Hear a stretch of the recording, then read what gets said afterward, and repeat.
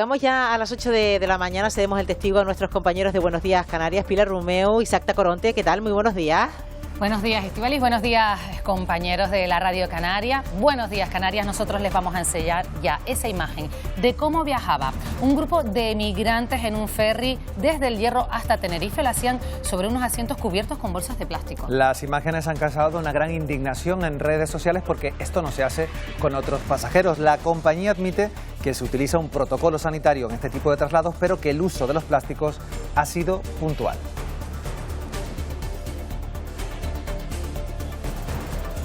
Es 20 de noviembre, comenzamos.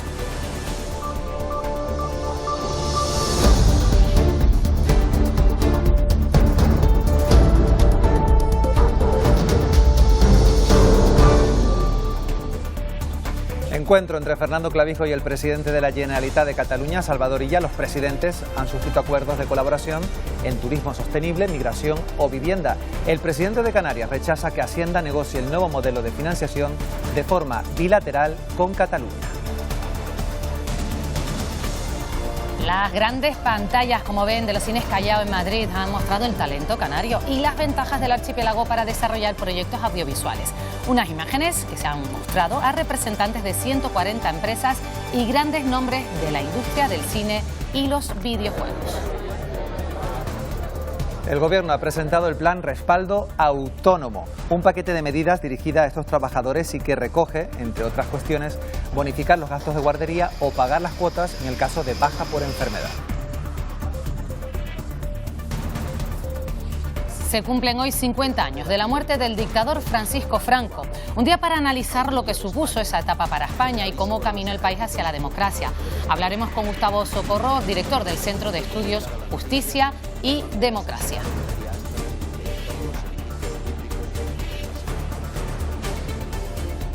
El Consejo de Ministros ha aprobado un Real Decreto para eliminar los vestigios franquistas. Se calcula que hay unos 4.000 en todo el país. Itziar Pérez. Sí, de hecho es el primer paso para llevar a cabo la Ley de Memoria Democrática. Gracias a la creación de este catálogo se podrían eliminar más de 4.000 vestigios franquistas en todo el país. Hablamos de calles, nombres de pueblos, incluso esculturas. Y en el caso de Canarias, el catálogo pues podría tocar al menos 400. Tras el encuentro de Fernando Clavijo con el presidente de la Generalitat de Cataluña, con Salvador Illa, hoy el presidente de Canarias se reúne con el presidente de Aragón, con Jorge Ascón. El encuentro será a las 9 en Zaragoza. Una reunión informal, ha dicho Clavijo, y los asuntos a tratar: reto demográfico, nuevo marco financiero de la Unión Europea y financiación autonómica. Este jueves, concentración contra la sobrecarga laboral del personal de un hotel del municipio de Guía de Isora, en el sur de Tenerife. Organiza sindicalistas de base. Aseguran que de los 800 trabajadores, 150 están de baja por incapacidad temporal. Y con motivo de los 50 años de la muerte de Franco, el delegado del Gobierno en Canarias, Anselmo Pestana, asiste a un acto conmemorativo en la Plaza de la Constitución del municipio de Arucas, en Gran Canaria. Será a las 10 de la mañana. Y buenas noticias, el Club Voleibol Guaguas venció con solvencia al Levski de Sofía 3-0 y dio así un gran paso para acceder a la fase de grupos de la Champions League, un premio que deberá sellar en la vuelta en Bulgaria, a la que llegará con el set de oro asegurado. Eso por un lado, pero seguimos hablando de voleibol y buenas noticias ayer también para la Alemalsa Gran Canaria. Ya las ven qué contentas las jugadoras amarillas porque vencieron al líder, Alemalsa Gran Canaria, la Barca de Menorca. Además también victoria del Zaire ante el Tenerife Libis La Laguna. No jugó el Heidelberg, que ya había disputado su partido en octubre. Bueno, y vamos ya con la previsión del tiempo. Creo que vamos a seguir necesitando, Isaac, el paraguas y el abrigo los próximos días. Sí, parece que sí, porque por lo menos en la jornada de hoy las nubes van a ser las auténticas protagonistas. Nos van a dejar algo de lluvia débil, especialmente por la tarde en las islas occidentales. Las temperaturas seguirán bajando en cumbres, el viento será del este a nordeste flojo y en el mar las olas más grandes no van a superar el 1,5 metros de altura por las costas del norte. Luego nuestra compañera Emilia González nos va a ampliar con todo detalle esta previsión. Y así como ven, amanece en la isla de Lanzarote, estamos en la capital, en Arrecife, que despierta con nubes bajas y temperaturas que rondan esos 18 grados, mínimas que descienden ligeramente y con máximas que se mantienen en los 21 grados.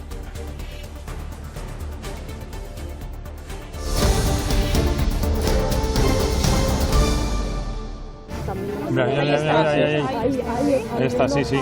Hay muchas mentiras y hay muchas manipulaciones en cuanto a la interpretación que se hacen de los dos informes. Yo confío que la verdad se imponga y que al final con esa verdad se haga justicia. ¿Qué opina de que dijeran que a Paqui la conocían en el Corte Inglés las dependientes? Quiero agradecer también a toda mi familia, a todos los amigos de toda la vida que me han apoyado y siguen apoyándome, y también a la labor de mis abogados, que ha sido también fundamental. La lucha contra la corrupción. Muchas gracias a todos y en los próximos días no se preocupen que hablaré con todos. Va a devolverlo robado a los españoles. Sin duda, una de las noticias del día. Vamos ya a ver qué recogen las portadas de los periódicos y comenzamos con uno de aquí, de Canarias, Canarias 7. En concreto, que la fotografía es para Francisco Franco. Así se vivió en Canarias la muerte de Franco, titula. Y el principal titular, el Gobierno de Canarias activa un paquete de medidas para ayudar a los autónomos. Ese plan respaldo que presentó ayer Manuel Domínguez al colectivo. El periódico El Día destaca la fotografía del encuentro entre el presidente canario y el de la Generalitat catalana y destaca el abono del 75% de las guarderías para los hijos de autónomos. Es un paquete de apoyo para los trabajadores por cuenta propia. Bueno, y fíjense qué curiosa la portada hoy del periódico La Provincia, simulando las portadas de los periódicos de la época, con fotografía principal para Francisco Franco, con el titular "Ha muerto Franco", y destacamos pues el tema del día aquí en Canarias, que subvencionará a los autónomos el 75% del gasto de la guardería. Diario de Avisos vuelve a repetir la imagen, el vicepresidente canario explicando esas medidas. Canarias va a bonificar hasta el 75% los gastos de guardería de los autónomos dentro de ese plan de respaldo para estos trabajadores. El Mundo lleva a primera esa fotografía de Santos Cerdán saliendo de la cárcel y titula: El caso 2% del PSOE. El gobierno adaptó la visita a Rabat al pelotazo de Cerdán. Y El País destaca en imagen precisamente la foto de salida de Cerdán de la cárcel, asegurando, según él, que hay muchas manipulaciones, y destaca que la Fiscalía Anticorrupción pide 24 años de cárcel para Ábalos por el denominado caso Mascarillas. Vamos a ver cómo está el tráfico a esta hora. Vamos a empezar en Gran Canaria. La imagen que van a ver nos llega en directo desde Montelentiscal, en el municipio de Santa Brígida. Tráfico fluido en la Gran Canaria 15 para acceder a la Gran Canaria 4, dirección capital, y misma situación en dirección a Santa Brígida.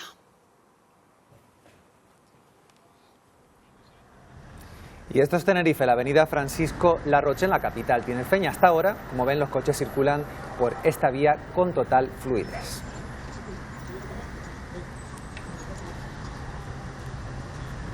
Vamos ya con esa imagen que ha provocado muchas reacciones en las redes sociales. Una naviera canaria cubre con plásticos los asientos en los que viaja un grupo de migrantes que están siendo trasladados de una isla a otra.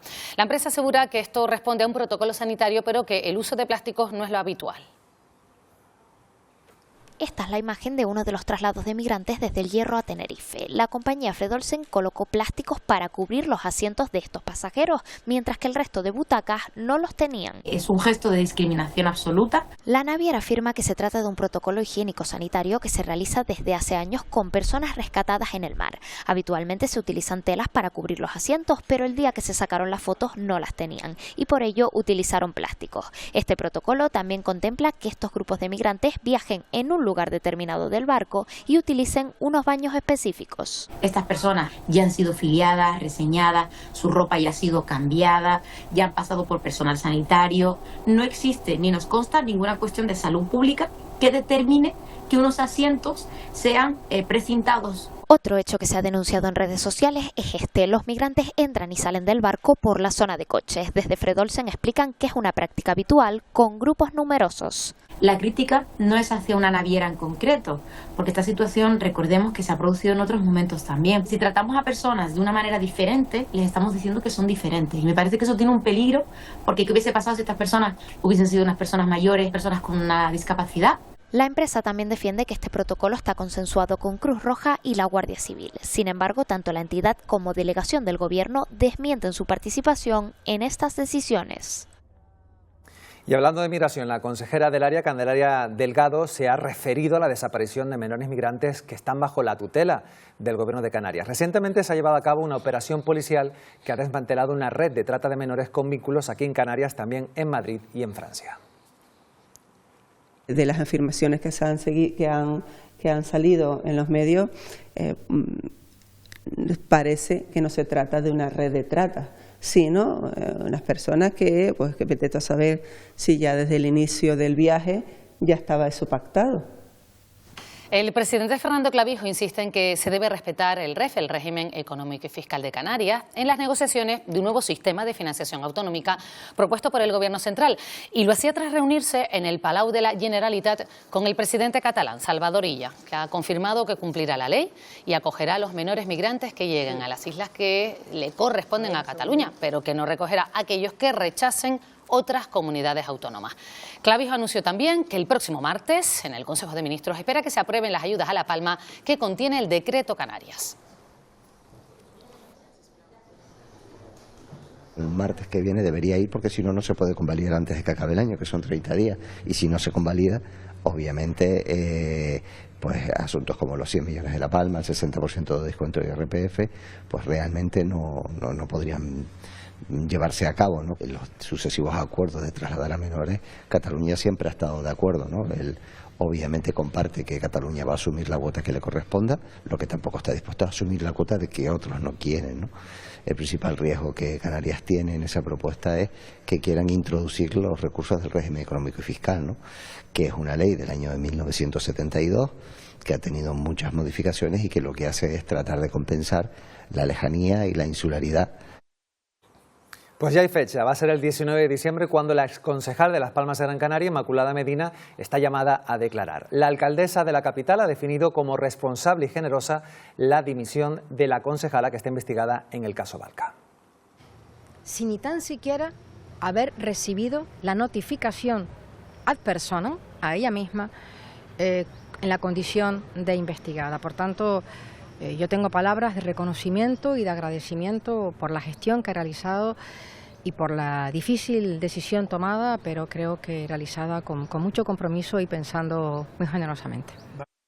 Las Palmas de Gran Canaria está desatendida, eso lo ha dicho el líder de Primero Canarias, Teodoro Sosa, que se ha reunido precisamente con comerciantes y vecinos del barrio de Triana. Asegura que quienes han gobernado el ayuntamiento han olvidado a los barrios de la ciudad.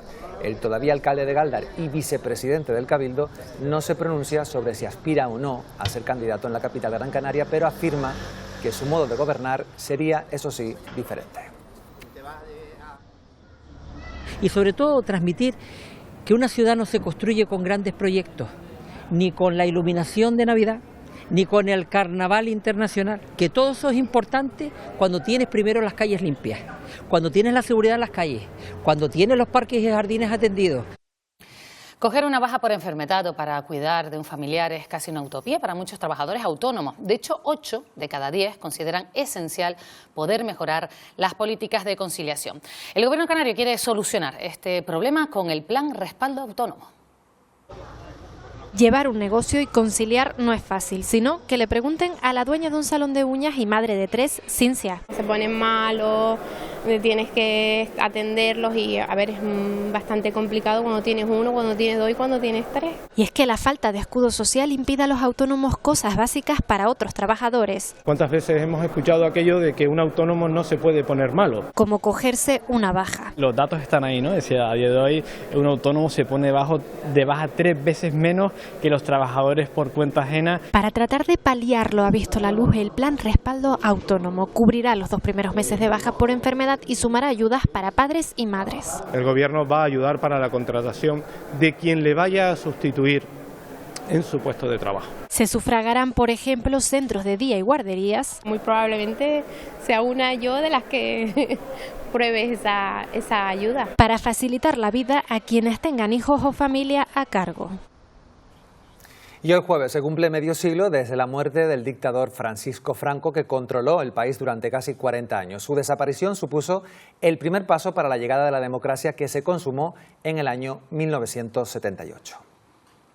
Dejó de latir el corazón de Francisco Franco Bahamonde, caudillo de España. Aquel 20 de noviembre de 1975 España iniciaba un cambio crucial. Con la muerte de Franco comenzaba la transición española que llevó al país de una dictadura a una democracia plena.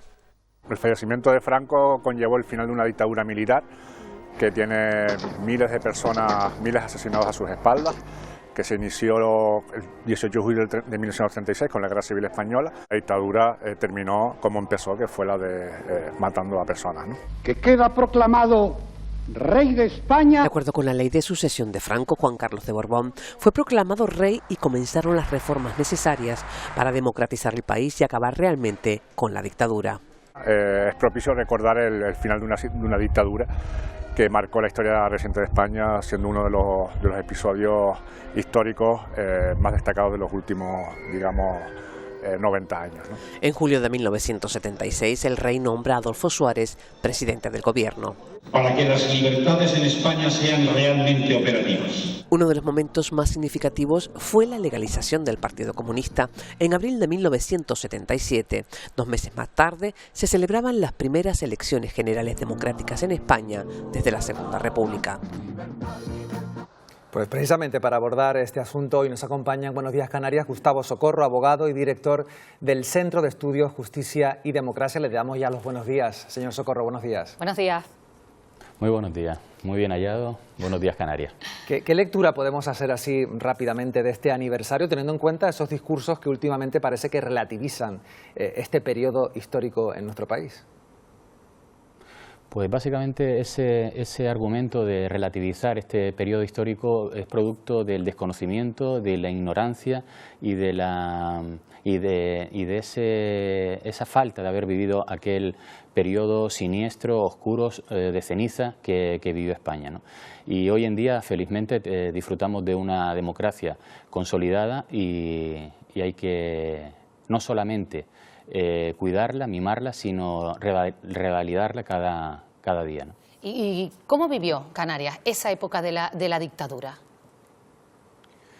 Pues de una manera muy cruenta, porque si bien es cierto que las Islas Canarias pues fueron tomadas por parte del ejército sublevado tras el golpe de Estado de una manera inmediata, lo que fue la posguerra, lo que fue la represión fue continuada, fue permanente, fue perseguida, y cuando se dice que la guerra finaliza en el año 39, en 1939, no es correcto, porque el dolor, el duelo que se vivió en las Islas Canarias viene casi desde el primer día del alzamiento, ¿no? A pesar de la Ley de Memoria Democrática, sigue existiendo numerosos vestigios. Hablamos anteriormente que hay unos más de 4.000 en todo el país. ¿Esos símbolos cómo afectan a la imaginación, al pensamiento colectivo en relación a lo que supuso, como decimos, este periodo en la historia de España? Evidentemente, aunque hay que ir siempre mirando hacia el futuro, no se puede tampoco hacer apología de un nefasto pasado. De ahí que sea muy buen criterio ir un poco dejando atrás todos esos homenajes a ese mal llamado alzamiento nacional, esa sublevación, ese golpe de Estado ilegal y ilegítimo, y esos homenajes que han quedado permanentemente de manera impuesta en la memoria colectiva de una ciudad, ¿no? Estábamos mirando, estos últimos días han salido encuestas, ¿no?, con eso de que se iba a cumplir este 50 aniversario, y vimos que, por ejemplo, según el CIS, casi el 20% de los jóvenes ven positivo la época de la dictadura. Hablamos de chicos, chicas entre los 18 y 24 años que ni siquiera vivieron en ella. ¿Cómo ves este efecto que tiene en la juventud de nuestro país? Pues me parece grave, pero sobre todo fruto del desconocimiento, de la ignorancia, de no haber asentado realmente de una manera didáctica la gravedad de aquel periodo.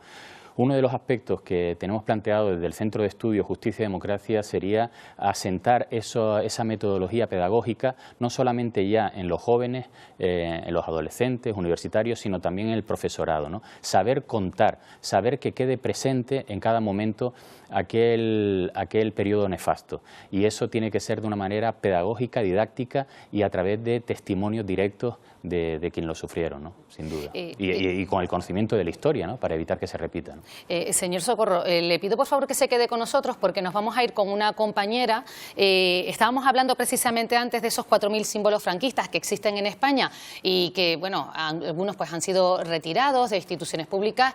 Esto tras la aplicación de la Ley de Memoria. Ahora se espera que con la aprobación de un nuevo Real Decreto pues sean aún más. Una medida, Itziar Pérez, anunciada por el Consejo de Ministros.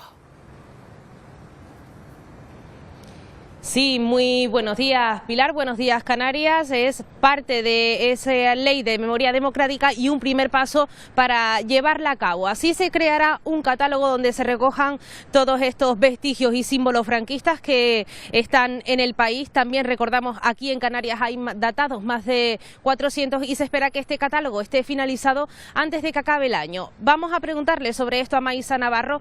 Ella es catedrática de Historia del Arte de la Universidad de La Laguna. ¿Qué tal? Muy buenos días. También eres autora del catálogo de aquí de Canarias. Muy buenos días. Buenos días. Sí, fue realizado por encargo del Gobierno de Canarias para cumplir los objetivos de la Ley de Memoria Histórica de Canarias. Mientras la hacíamos, fue aprobada esta actual ley de 2022, que en octubre de ese año justamente ratificó, entre otras cosas, aspectos de la ley canaria que ya debían realizarse y de la ley de 2007. El catálogo de vestigios es una obligación del Gobierno de Canarias. Se ha realizado para identificar monumentos, esculturas y objetos, denominaciones y vestigios como incluso en Canarias todavía quedan los restos del capitán general García Escámez, que fue enterrado en una iglesia municipal, en la iglesia de la barriada de su nombre, y que conforme a esta ley deben retirarse. Le íbamos a preguntar precisamente por esta aprobación del Consejo de Ministros. ¿Cómo la ve? Yo creo que es un procedimiento para hacer viable la aplicación de la ley, porque se han producido numerosísimos incumplimientos, aquí en Tenerife lo sabemos, y al crear este procedimiento se unifica la actuación del Estado en nombre de las víctimas, que es el objetivo prioritario de esta ley. De tal modo que no deban darse, como se dan en España, que hay municipios que tienen retirados sus vestigios desde el primer momento de la transición política y hay otros que, como esta ciudad, se resisten todo el tiempo a ejecutar la ley. Bueno, Maísa, muchas gracias por atendernos. Veremos si finalmente logran eliminarlos a través de este Real Decreto. Gracias. Muchas gracias a ustedes por informar.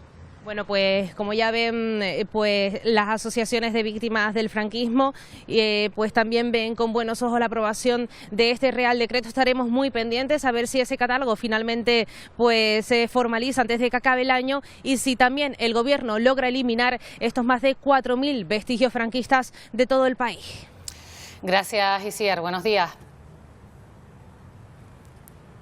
Buenos días. Pues señor Socorro, le preguntamos a usted, estábamos viendo ese monumento a Franco, preguntarle, ¿usted qué cree que se debe hacer con ese monumento a Franco que está en pleno centro de Santa Cruz de Tenerife? Pues sencilla y llanamente aplicar la ley.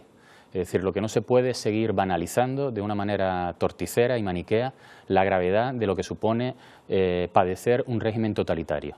Entonces, a partir de ahí, desde la educación, desde la formación, desde la conciencia, desde la dignidad, desde la escucha, desde la reparación, pues proteger lo que es el bien más noble que tiene una democracia, que es la dignidad de su pueblo. Usted en el Parlamento Europeo precisamente ha pedido esas medidas de recuperación, esas medidas para proteger a las víctimas, muchas de ellas que han sido silenciadas. ¿En qué consiste exactamente ese paquete de medidas? Sí, las medidas que defendí la semana pasada en el Parlamento Europeo básicamente es que no haya esa diferenciación territorial en la aplicación de la ley. En algunos casos la recuperación, es diferente según el código postal en el que un ciudadano español esté situado. Y eso hay que ser muy estricto en la aplicación universal, territorial de la aplicación de la ley. Por otro lado, facilitar la accesibilidad a los archivos clasificados, es decir, no solamente ya para los historiadores, los investigadores, sino incluso para los familiares. Seguir poniendo especial hincapié en las políticas de exhumación y especialmente que las familias puedan tener el derecho a cerrar heridas que no tuvieron momento bajo ese tiempo de ceniza, ¿no? Que es darle un justo duelo a esos familiares que siguen en silencio, viviendo el dolor que padecieron. Y ya para finalizar, ¿qué le diría a todas esas personas que aseguran que ya es tarde, ya es demasiado tarde para hablar del franquismo, justo cuando se cumplen hoy 50 años del fallecimiento de Franco? Pues que no se habla desde la nostalgia, no se habla desde el pasado, sino simplemente hay que tener cada día presente lo que ha sido aquel régimen totalitario para evitar que se vuelva a repetir. No es nada gratuito, no es nada que sobre una sociedad democrática el ser consciente de la gravedad que supone el solo hecho de plantearse algún tipo de bondad sobre aquel periodo. Muy bien, pues muchas gracias, Gustavo Socorro, abogado y director del Centro de Estudios Jurídicos y Democracia. Gracias por habernos atendido y por poner un poco más de luz en este aniversario. Muchas gracias a ustedes por vuestro servicio público y vuestra confianza. Buenos días. Nosotros conectamos a esta hora de la mañana con María Herrera, porque se han dado a conocer las penas de cárcel por la trama de mascarillas del caso Koldo. Sí, Pilar, empezamos por el exministro de Transporte, por José Luis Ábalos. La Fiscalía Anticorrupción reclama para él 24 años de prisión y una multa de 3,7 millones de euros. Se le atribuyen 5 delitos: pertenencia a organización criminal, cohecho, tráfico de influencias, malversación y uso de información privilegiada. Para Koldo García son 19 años y medio de cárcel por los mismos delitos y su multa cambia, en este caso, de 3,9 millones de euros. Y para el empresario Víctor de Aldama, 4 años por organización criminal, cohecho y aprovechamiento de información privilegiada. La multa de Víctor de Aldama es de 3,8 millones de euros. Santos Cerdán ya ha salido de la cárcel. El Tribunal Supremo ha decretado la libertad provisional para el exsecretario de Organización del Partido Socialista por considerar mitigado el riesgo de destrucción de pruebas. El juez considera que, aunque han aumentado los indicios de delitos tras los registros, ya no está justificada la prisión preventiva. Cerdán ha tenido que entregar el pasaporte y deberá comparecer cada 15 días en el juzgado. Confío que la verdad se imponga y que al final con esa verdad se haga justicia. Quiero agradecer también a toda mi familia, a todos los amigos de toda la vida que me han apoyado y siguen apoyándome, y también a la labor de mis abogados, que ha sido también fundamental. Muchas gracias a todos y en los próximos días no se preocupen que hablaré con todos. Hoy es el Día Mundial de la Infancia. UNICEF presenta un informe sobre la pobreza infantil que sigue aumentando. Aquí en Buenos Días Canarias, este jueves entrevistamos a la presidenta de UNICEF, a Rosa Gloria Suárez.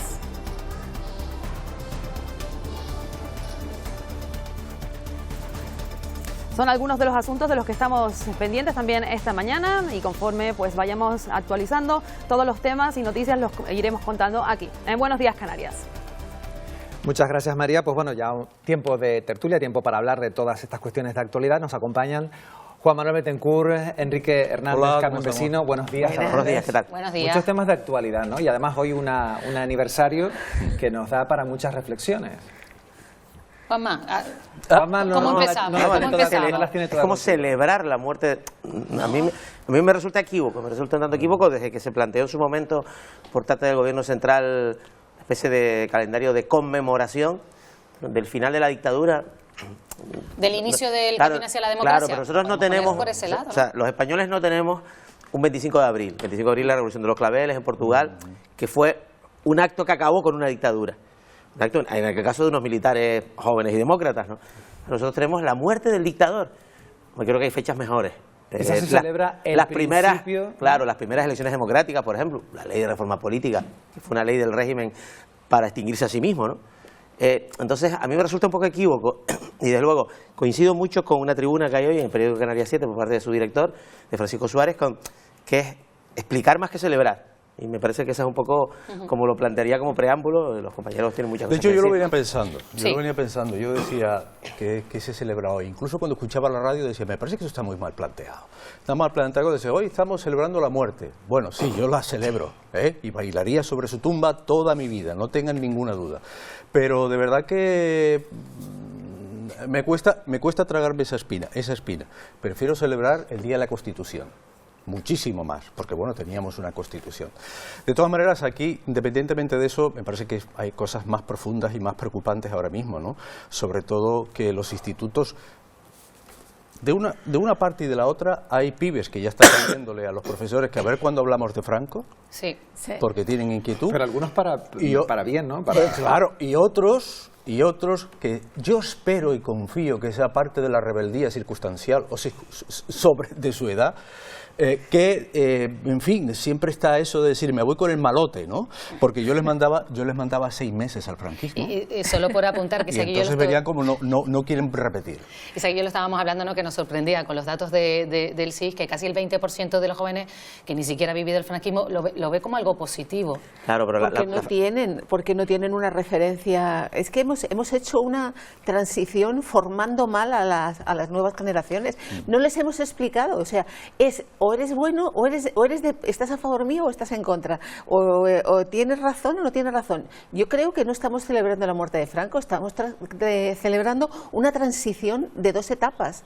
Una etapa que fueron 40 años con un régimen y unas condiciones, pero a lo mejor a los jóvenes no les hemos sabido explicar qué fue lo que pasó en ese tiempo. Todavía hay gente, chicos y chicas, que tú les dices que en aquella época las mujeres no podían ir al banco a sacar su dinero si no iban acompañadas del marido, sabían, a lo mejor. y siguen diciendo, esas son cosas que decir los rojos.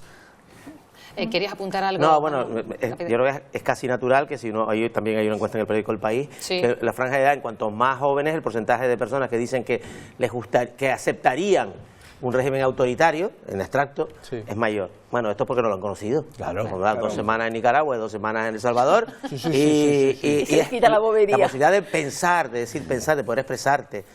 Conocimiento. Que es el concepto más elemental de la ciudadanía, el derecho a pensar. Vamos a introducir otro elemento más en este debate, porque en Lanzarote hay una cruz que se ha vuelto a colocar en una de las principales plazas de Arrecife, una cuestión polémica, una demanda histórica, la remodelación de la Plaza de las Palmas junto a la iglesia de San Ginés, y aunque las obras ya se han acometido, quedan eclipsadas por lo que algunos consideran que es un símbolo franquista. Sara Duarte, buenos días.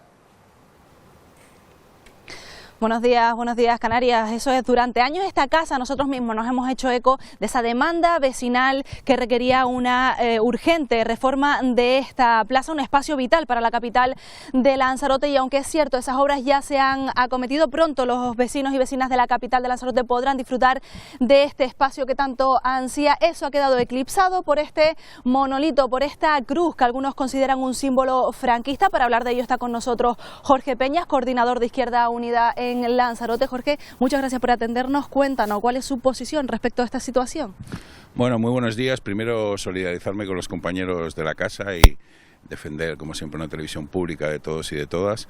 Estamos aquí en este vestigio franquista, el acto de volverlo a poner pues vulnera claramente el artículo 35 de la ley 2022 de memoria democrática, va en contra del informe que el propio Cabildo encargó con el marchamo del experto José Manuel Corbacho. Es decir, estamos ante un acto de enaltecimiento del franquismo, que es un insulto en la cara de los descendientes de los represaliados por el régimen fascista, y yo creo que desmejora una obra de algo que debe ser de todos y de todas, y que el pueblo de Arrecife y el pueblo de Lanzarote pues no merece que haya ningún vestigio franquista. Desde Izquierda Unida Canarias pues propugnamos que se cumpla estrictamente la ley, que se retiren todos los vestigios de enaltecimiento del régimen fascista en nuestras calles, y todas las edificaciones, placas como esta cruz que como no puede ser de otra manera, y así se ha dicho por varias instituciones, debe ser retirada y convertida en un espacio de concordia para todos y para todas. Creemos que el Partido Popular es culpable y Coalición Canaria cómplice de volver a poner esta cruz que claramente se puso en el año 50 para la visita de Franco, ¿no? Muchísimas gracias, Jorge. Has avalado a un informe técnico de la Asesoría Jurídica del Cabildo, un informe basado en un catálogo elaborado por la UL que fue invalidado por el Tribunal Superior de Justicia y que esto llevó al Gobierno de Canarias a retirar, y eso es lo que hace que el Ayuntamiento de Arrecife no tenga la potestad para poder retirar la cruz, unas obras que ha cometido junto al Cabildo de Lanzarote. Jacobo Medina, consejero de Obras Públicas del Cabildo, cuéntanos.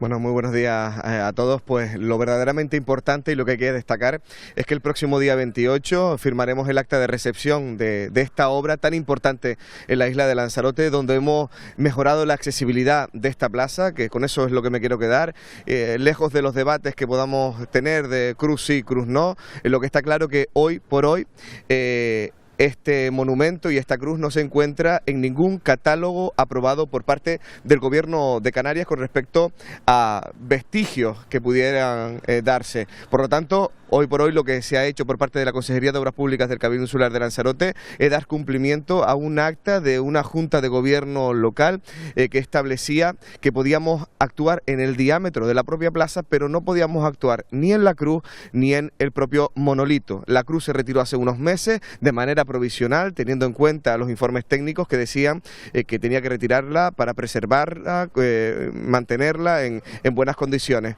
Pero con lo que me quedo en el día de hoy es que la próxima semana ya podremos quitar estas vallas y disfrutar de una plaza en condiciones. Muchísimas gracias, Jacobo, muchísimas gracias, Jorge. Ya lo hemos escuchado, por ahora el Ayuntamiento no puede retirarla. De ser así, en un futuro se acometerá lo que la ley competa.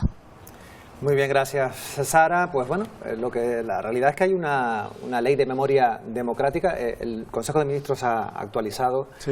A mí me gustaría saber por qué un ayuntamiento no puede quitar una cruz cuando va a remodelar una plaza. O sea, me parece que es un subterfugio, ¿no? Eso como no está en el plan y demás.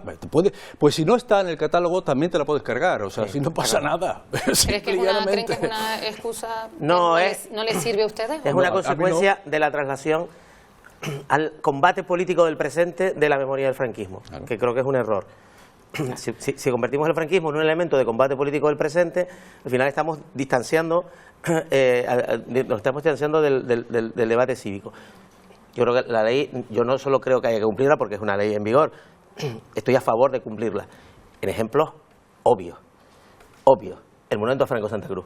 Es una cosa obvia que es un monumento dedicado a Franco, que no se puede resignificar y que en ese apartado concreto, que conozco, la ciudad en la que vivo, es pues una vergüenza para la ciudad que no haya sido retirado.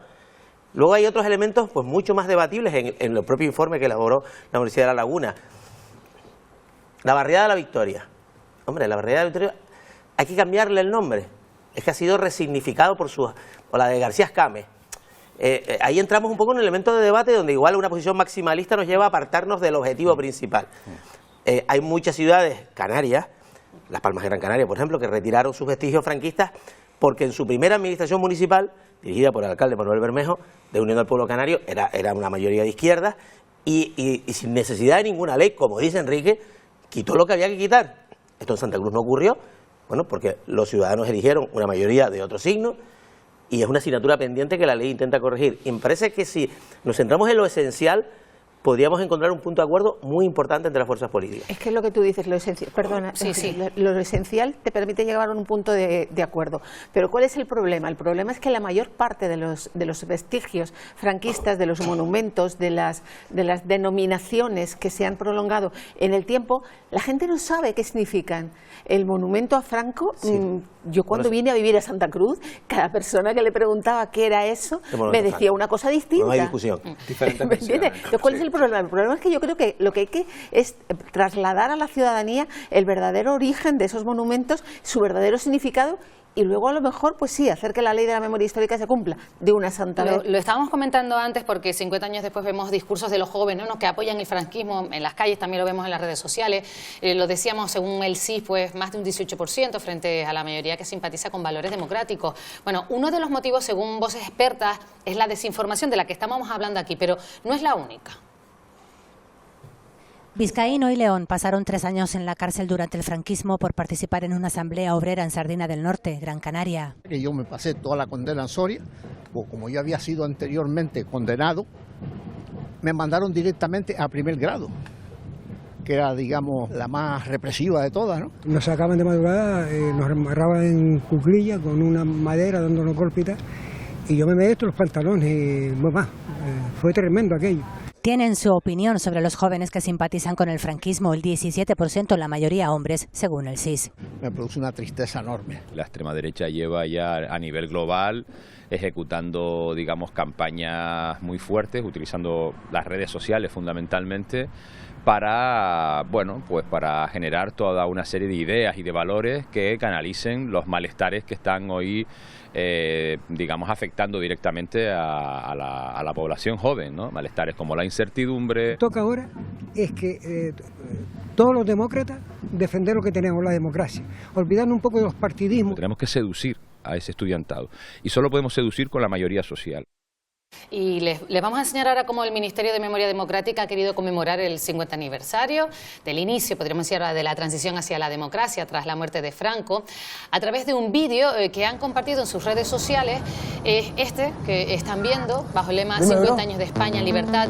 El vídeo busca concienciar especialmente a los jóvenes sobre el valor de la democracia y los derechos conquistados a lo largo de este medio siglo, sobre todo en cuanto a la libertad de opinión. Poder operarte sin tener un seguro privado. Poder abortar. Enrique, comenzamos por ti. Enrique, una última valoración del tema que estamos hablando. Sí, yo iba a decir una frase, que es que en democracia puede existir el fascismo, pero cuando hay fascismo no existe ni democracia ni libertad. Y eso creo que se lo deben labrar todos en la cabecita. Porque estos que ahora no tienen ni puñetera idea de lo que ha sido eso, de que en su ciudad hay gente aún desaparecida o que tenemos familiares que no sabemos dónde están, eso ocurrió cuando el golpe de Estado y después del golpe de Estado. Y hemos visto un ejemplo ahí, y estos dos seres humanos que hemos visto salvaron la vida. Otros, en Tenerife hay más de 180 y pico personas desaparecidas todavía, ¿no? Yo me acuerdo en esa fase de transición, manifestación de gente muy joven, de la misma edad que ahora mismo están defendiendo la dictadura, la vuelta de la dictadura, que estaban defendiendo a Blas Piñar y a Cristo Rey, y al grupo de Cristo Rey. Ahora mismo, yo te digo que hay muchísima gente, y sobre todo los jóvenes, que no tienen ni idea de quién era Blas Piñar, y el grito de Viva Cristo Rey les suena muy extraño. Pues eso fue una parte de la pelea callejera en montones de ciudades, en este caso fue en Madrid, para pelear por la vuelta de la democracia. Estoy de acuerdo con lo que ha dicho el profesor Brito, ¿no? Que es un demócrata inequívoco, ¿no? Hay una parte que se basa en la ignorancia, en la no experiencia, y hay otra que se basa en la canalización de las frustraciones de la población joven en relación al funcionamiento, no sé, del sistema político o económico, y que encuentran un refugio o una forma de canalizar esa rabia a través de soluciones autoritarias, ¿no? Bueno, cuando la democracia funciona bien, ¿sabes lo que demuestra? La dictadura es mucho menos atractiva. ¿Sabes lo que demuestran esas encuestas? En relación a que las mujeres menos y los hombres más, que los hombres tenemos muchos perjuicios, tenemos muchos problemas y tenemos muchas trabas, ¿no? Cuando un hombre me dice a mí que el feminismo es una ideología y se quiere parapetar en el franquismo, bueno, no solo me falta darle una patada. Hay una fractura de género también de las expectativas electorales y demás. Sí, vamos a cambiar de tema porque tras las elecciones del año 2023, el acuerdo que había entre PSOE, Nueva Canarias, Frente Amplio y Unidas Sí Podemos conformaron una mayoría absoluta de 15 ediles en el Ayuntamiento de Las Palmas de Gran Canaria frente a los 14 de la oposición. Las áreas de gobierno se repartieron en alcaldía, 11 concejalías para el PSOE, 2 a la representación de Nueva Canarias y 1 a la formación morada. Unidas Sí Podemos, que rompe el pacto de gobierno en el Ayuntamiento de la capital de Gran Canaria. Nos preguntamos qué consecuencias tendría esta ruptura tanto en las decisiones del gobierno municipal como en la distribución de las concejalías. Y para ello vamos a saludar a Gema Martínez, que es concejala de Unidas Podemos, Sí Podemos en el Ayuntamiento de Las Palmas de Gran Canaria. Muy buenos días. Muy buenos días a todos y a todas, y si me permiten reiterar el apoyo de Podemos a las justas reivindicaciones de las y los trabajadores de la televisión pública, que como tal tiene que seguir siendo pública y no objeto de manipulaciones políticas. Muy bien, me gustaría hacerle una primera pregunta porque no sé si usted ha sido finalmente llamada a declarar como testigo en este juicio, y si es así, si nos puede decir qué día tiene previsto esa citación.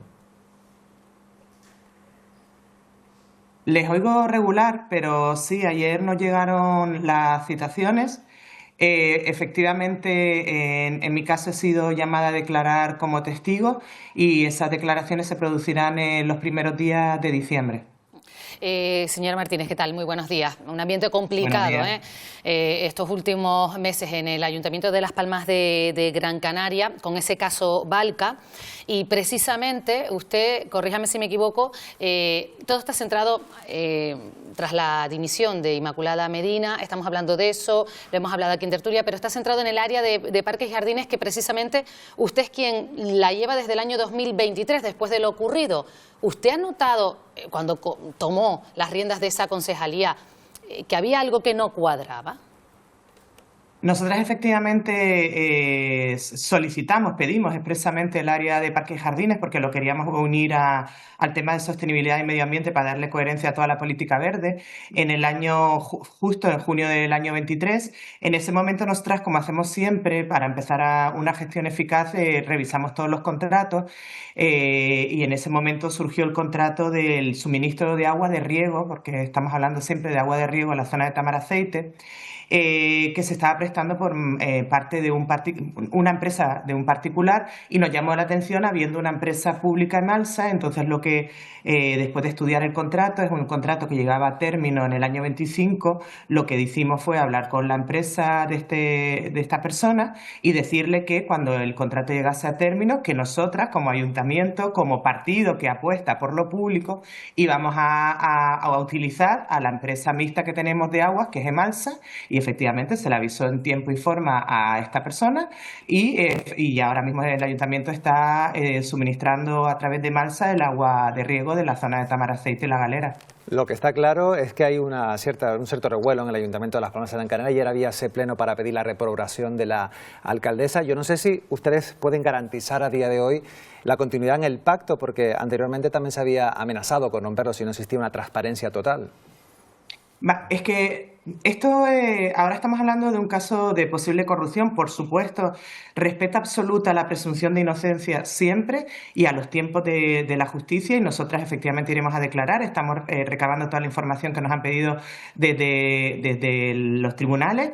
Lo que pasa es que esto no viene solo, o sea, estamos, como dijo antes la compañera, estamos en un periodo un poquito convulso en este ayuntamiento, que se inició en julio de este año, con un transfugismo, con una persona que se ha quedado en el seno del gobierno, en un partido que ni siquiera existía cuando nos presentamos a las elecciones. Podemos firmó un pacto de tripartito con Nueva Canarias y el PSOE. En ningún caso firmamos un pacto de tripartito con la pata de Coalición Canaria en Gran Canaria, que no deja de ser Primero Canarias. El cuatripartito no entra en nuestra cabeza, y eso unido a las circunstancias actuales, nosotros lo que ponemos encima de la mesa a nuestros socios es: necesitamos que la alcaldesa plantee una reunión urgente de la mesa del pacto. En esa reunión tenemos que hacer una reconfiguración del gobierno, ver qué hacemos en estas circunstancias, porque estamos hablando de un peso pesado como es la señora Medina y de un tránsfuga en el seno del gobierno, y sobre todo lo que queremos es saber si este pacto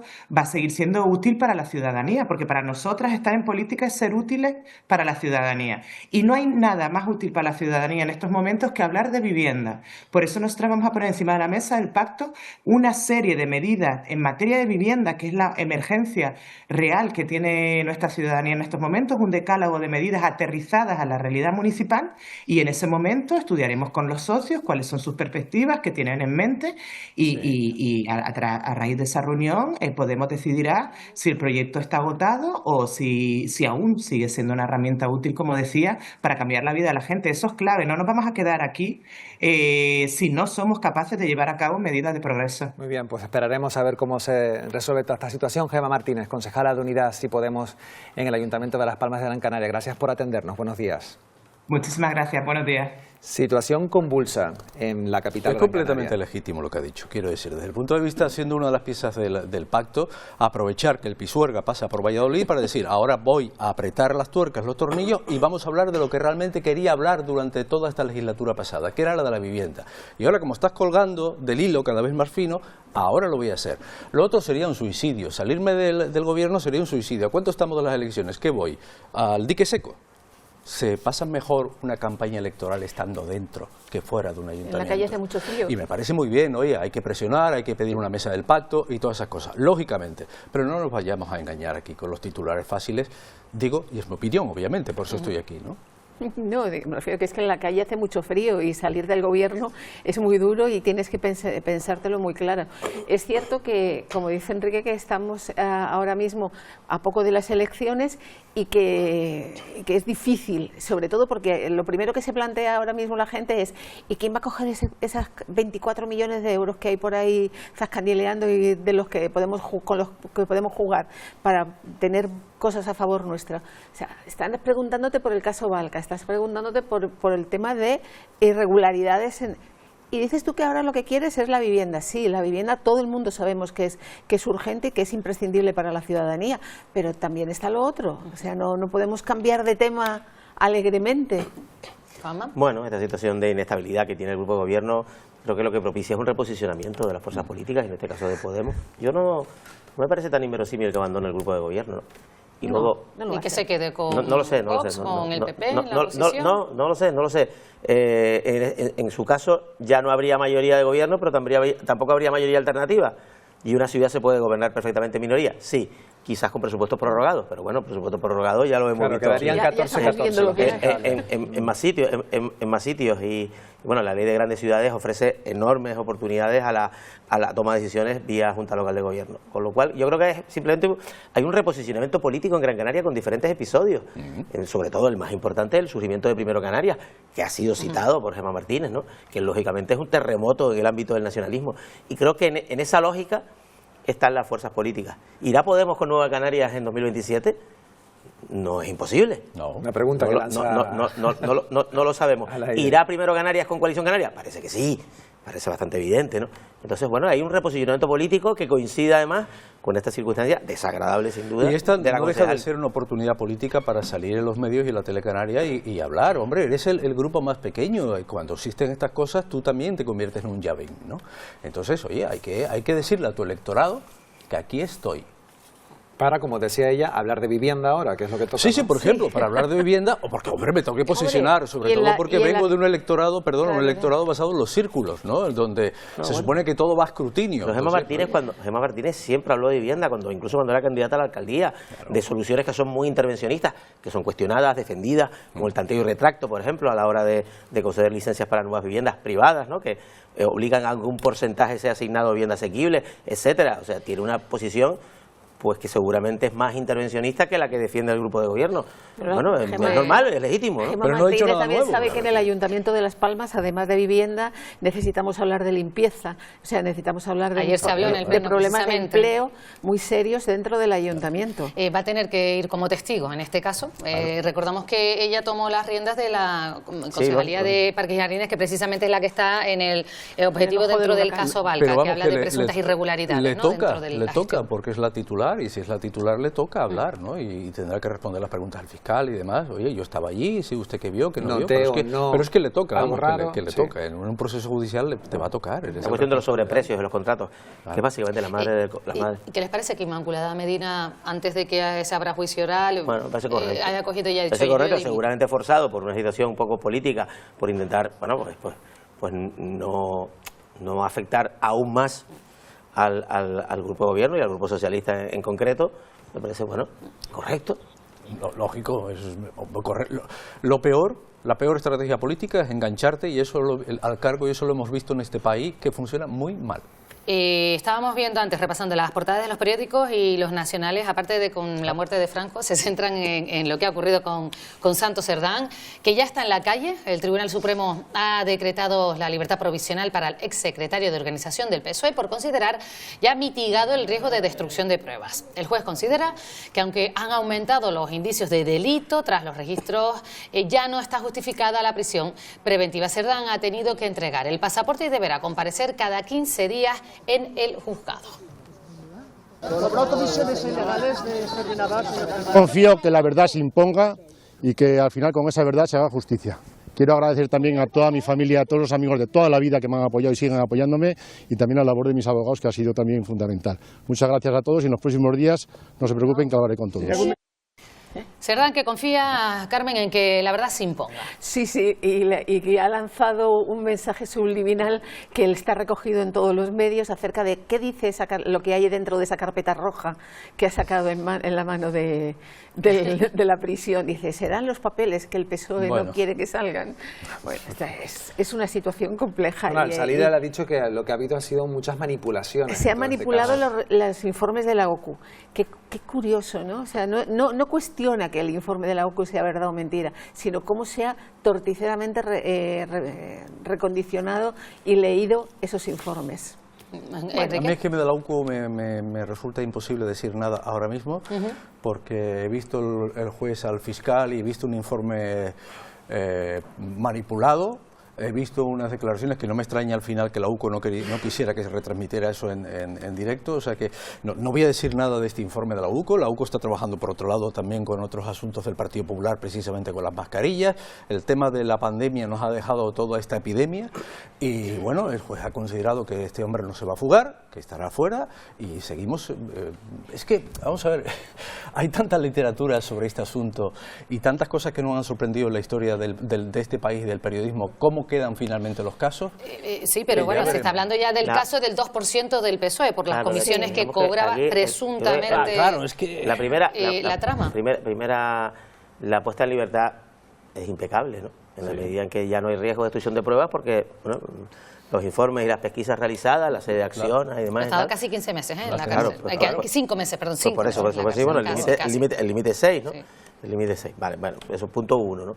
Punto 2. Es difícil, con lo que sabemos hoy, es difícil esta especie de cordón sanitario oye, pues estos fueron Ábalos, Koldo y Cerdán nada más, es difícil de sostener. ¿Por qué? Porque no estamos hablando ya de una oportunidad, vamos a llamarlo oportunidad, que surgió por el camino de la pandemia de, uy, aquí voy a pillar, sino de una estructura organizada, de un método. Claro, y eso es más difícil de ocultar a otras personas con las que estás trabajando en el mismo edificio. Situémonos un poco, ¿no? Pues ya no estamos hablando entonces de la situación de urgencia, de la pandemia, que eso lo podemos entender. Oye, en la pandemia a ninguno de nosotros que estamos en esta mesa, ni a los que nos están viendo, se les pasó por la cabeza ganar dinero con las mascarillas cuando estábamos encerrados, ¿verdad que no? Pero las grandes negocios se hacen en las guerras. Pero hay personas que sí. Vale, bien. Sí, nosotros hay personas que sí. Pero aquí estamos hablando de una estructura organizada. Sobre todo esas personas que no se dedicaban al sector sanitario. Exactamente, pero aquí estamos hablando de una estructura organizada, de un método. Y esto es más grave, lógicamente, tiene una consideración mayor y creo que es más dañina para el presidente del Gobierno y para el Partido Socialista. Pues no nos alejamos de la crónica judicial porque la Fiscalía Anticorrupción pide 24 años de cárcel para José Luis Ábalos precisamente por su implicación en la trama de adjudicación irregular de mascarillas durante la pandemia. Lo acusa de organización criminal, cohecho, tráfico de influencias, malversación y uso de información privilegiada. También solicita 19 años y medio para su ex asesor, Koldo García, por los mismos delitos y 7 años para el empresario Víctor Aldama, atenuando la pena precisamente por su confesión. Seguimos entonces con temas judiciales, seguimos en los juzgados, seguimos con las mascarillas, con la pandemia. Con las mascarillas y cómo le está afectando al PP sobre la marcha ya, ¿no? Hay cuatro encausados por otra trama de mordidas en temas de mascarilla, pero para el Partido Popular. Si es que parece que aquí el que no ha pillado es... Claro, que no nos olvidemos del novio de Ayuso, que esos lodos vienen de esos barros también, ¿no? De mascarillas, de las comisiones, etcétera. Vamos, que amiga... Bueno, vamos a intentar un poco centrar. El tapabocas, vamos a centrarnos dos en cosas. Este caso. ¿Qué les parece? Dos cosas. Lo del novio de Ayuso, el novio de Ayuso, a mí, en mi opinión, un sinvergüenza porque ya no solo ganó dinero con la pandemia, sino que además encima no quería pagar los impuestos de todo el dineral que ganó. Vale, punto 1. No era cargo público, era una persona con acceso. Las personas con acceso pudieron, si querían, ganar dinero en esa época terrible de la sociedad española y del planeta. Claro, José Luis Ábalos, ya el hecho de que se pudiera enriquecer siendo ministro de Transporte, o sea, sentándose en el Consejo de Ministros que dictaba los estados de alarma y tal, es realmente escandaloso. Es realmente escandaloso porque el nivel de poder que acumulas en esa situación, cuando hay un estado de alarma que le da unas prerrogativas excepcionales al gobierno, la información privilegiada, claro, si lo aprovechas para enriquecerte, es realmente, vamos, en fin, que no tiene calificativo. O sea, que para ti 24 años es poco lo que se le pide, por lo que bueno, me parece que está ajustado el Código Penal. Ajustado los 24 años para Ábalos y los 19 para Koldo, según pide la Fiscalía. A ver, eso es lo que dicen Ya. los reglamentos jurídicos. Que si se cumple, pues ya si se cumple, son oye, años hay en la gente que cárcel. dice por qué Santos Cerdá ha salido ya si le quedaban no sé cuántos meses. Pues bueno, porque la propia legislación, la propia norma jurídica Sí, se sí, lo la prisión permite. preventiva no se puede prolongar más allá de 6 meses. Claro. Bueno, y los 7 años para Aldama, de verdad, o sea, después de ese pacto raro, extrañísimo de voy a contarlo todo y no cuento nada y todo es un reguero de mentiras, después de haberme inventado lo de los pisos, lo de las prostitutas y toda la historia, o sea, ¿qué tipo de pacto fue ese? O sea, usted recoja velas y lo de 7 años, ¿por qué? Cuando hemos visto cómo se manejaba esa pomada, en fin, que... Yo no soy jurista, no sé si es mucho, si es poco, pero lo de Aldama sí me parece Estoy de escandaloso. acuerdo con Enrique, del mismo modo que es totalmente explicable la salida de prisión preventiva de Santos Cerdá, por motivos, digamos, que tienen que ver con la investigación, la de Aldama de la libertad a cambio de una información que luego o no existió o es falsa, es difícil. Y además relacionado con otro caso por el que estaba en prisión, porque el caso es bastante, bueno, un poco explicable, ¿no? Mientras que la otra es clarísima, ¿no? ¿Cómo creen que está afectando todo esto a la imagen del Partido Socialista? Que Hombre, siempre... mal, lo de mal. unidad, claramente. A pesar de todo, sigue recompuesto, quiero decir, a pesar de todo, las encuestas le sigue dando todavía por encima del Partido Popular. Digo que es sorprendente. Tú tienes toda la maquinaria informativa en contra tuya, tienes todos los bulos y todas las mentiras en contra tuya, todos los bots de la extrema derecha y de la derecha en contra tuya, pero aún así sigues apareciendo el primero. Bueno, pues le está afectando, por supuesto, pero no tanto como otros hubieran deseado. Carmen. Sí, efectivamente, pero de todas las maneras tengamos en cuenta que ahora mismo para que afecte más o menos el tema en la aceptación del PSOE está también el que seguimos teniendo al PP diciendo y contradiciendo acerca de si va a votar con Vox, y hay mucha gente que podría votar a la derecha pero no votaría a Vox. La historia electoral de España nos dice que el coche azul y el coche rojo, pase lo que pase, siempre se venden. Van a estar siempre en la carretera, y ¿no? funcionan bien. En su momento el coche rojo estaba amenazado por el coche morado ya pasó claramente de tendencia, ahora está el coche verde un poco en alza, pero el coche rojo y el coche azul han pasado sus vicisitudes, han pasado la ITV, han tenido que pasar por el mecánico, pero al final están en la carretera. Y vemos como ahora con lo que ha salido con los diputados del Partido Popular en Almería, pues entonces ya tienen artillería unos y otros para lanzársela, como vimos en el Congreso. Metralla y tú más y tal. La verdad es que... Bueno, toda la metralla que tú quieras, pero hace pupa, ¿eh? Sí, bueno. Igual, entonces por eso los jóvenes dicen que el gobierno autoritario tampoco es tan malo, ¿no? La política es pedagogía, ¿eh? Sí, pero eso que dijiste tú de mandarles una temporadita a países totalitarios... Sí, a una dictadura de derecha y otra de izquierda. A una de derecha y otra de izquierda. Sí, a mí me encantaría tener un juego virtual donde además lo sintieras por dentro y te mando 6 meses al franquismo y después me cuentas qué tal fue la experiencia. Gracias, Enrique, Carmen y Juanma. Gracias, Bueno, muchas gracias por habernos acompañado este rato en esta tertulia en Buenos Días, Canarias. Un abrazo. Y nosotros vamos con otras noticias de la mañana. María Herrera.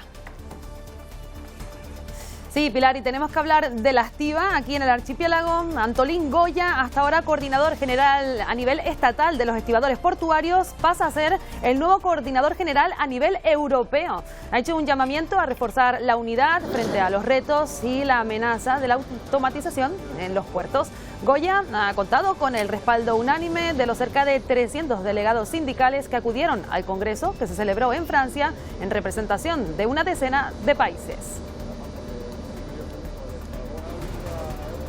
Y pasan a disposición judicial los detenidos por presuntas mordidas vinculadas a contratos públicos en la Diputación de Almería. Son 5, entre ellos el presidente de la Diputación, Javier Aureliano García, y el vicepresidente Fernando Jiménez. Podrían entrar hoy en prisión. No se descarta que el número de investigados continúe aumentando en los próximos días. Este jueves en Valencia se fija la fecha del pleno de investidura de Juanfran Pérez Llorca del Partido Popular como presidente de la Generalitat. Será el sucesor de Carlos Mazón, fecha que se establece tras la ronda de contactos de la presidenta de las Cortes Valencianas con los portavoces de los grupos parlamentarios y sin que el Partido Popular haya cerrado aún un pacto con Vox que confían en llegar a alcanzarlo. Porque Pérez Llorca tiene una cordial relación con Vox. Y de vuelta a las islas, vamos a ir ahora hasta el sur de Tenerife porque allí se ha producido un nuevo incendio. Ha ocurrido durante la pasada madrugada en un supermercado en la playa de las Américas. Lorena de Cobos, ¿cuál es la última hora? Cuéntanos. Sí, María, buenos días. La última hora es que este incendio fue provocado. Los propietarios de este local que estamos viendo ahora mismo a mi espalda, pues fueron alertados por efectivos de la Policía Nacional durante la madrugada, en torno a las 5 de la mañana, puesto que los presuntos responsables del incendio rompieron una de las ventanas y tiraron al interior del establecimiento una botella con algún tipo de líquido inflamable. Por lo tanto, incendio provocado en esta multitienda. Afortunadamente no había nadie trabajando, afortunadamente tampoco, afectó a ninguna de las viviendas colindantes, y a esta hora del día hemos podido saber que el Cuerpo Nacional de Policía ya se encuentra investigando las causas de este aparatoso suceso. Pues esta es la última hora que nos llega desde el sur de Tenerife, en ese incendio que tenía lugar durante la madrugada. Nosotros seguimos pendientes a cualquier última hora que haya durante la mañana.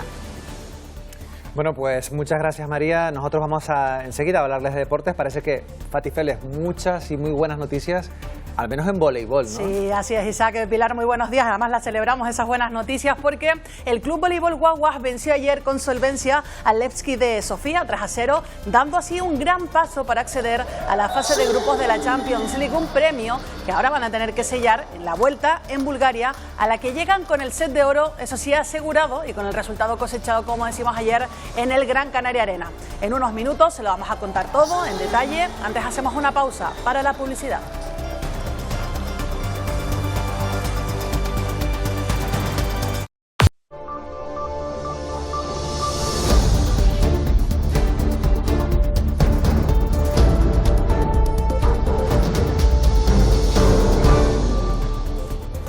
Buenos días, Canarias, saludos de nuevo. Vamos ya con los deportes.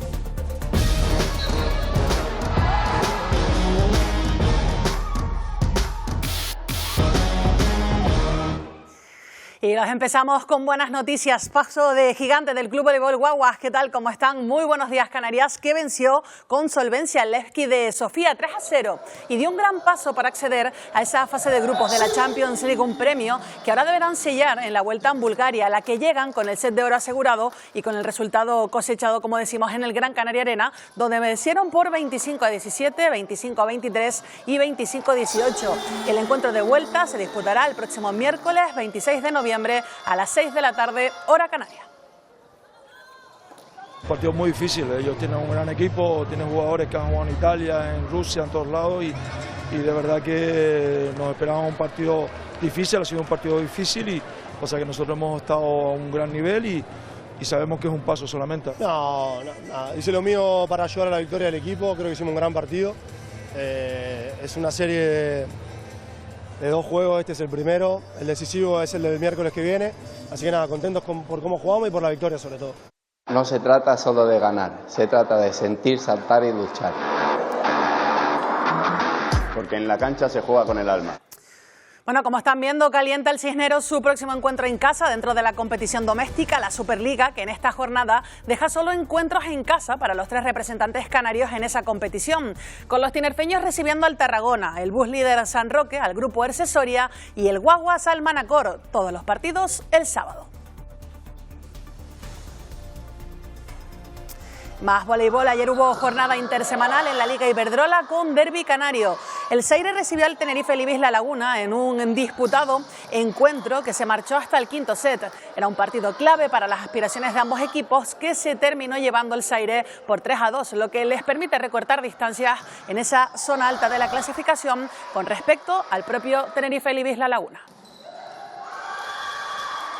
Ese partido se celebró a las 6 de la tarde, justo antes, a las 3, jugaba el Emalsa Gran Canaria ante la Barca de Menorca, que llegaba con la condición de líder al encuentro. Las de Juan Diego García se llevaron la victoria en un choque donde el primer set fue el más igualado. A partir de ese momento, las Gran Canarias supieron aguantar el marcador y aumentarlo, llevándose el choque por un contundente 3-0.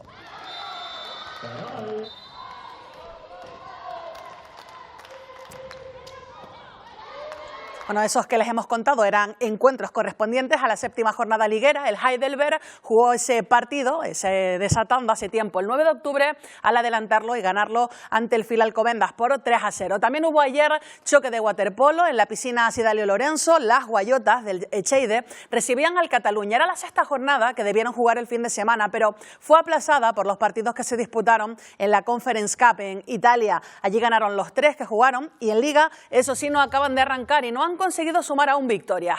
Las guayotas buscaban la primera, pero aún no hubo suerte. El partido acabó con empate a 13 y hubo que decidirlo en los penaltis, imponiéndose a las catalanas en el resultado final por 16-17. Las locales se quedaban con el consuelo de sumar su primer punto, pero el triunfo, como decimos, sigue sin llegar. La próxima oportunidad será el sábado ante el Mediterráneo.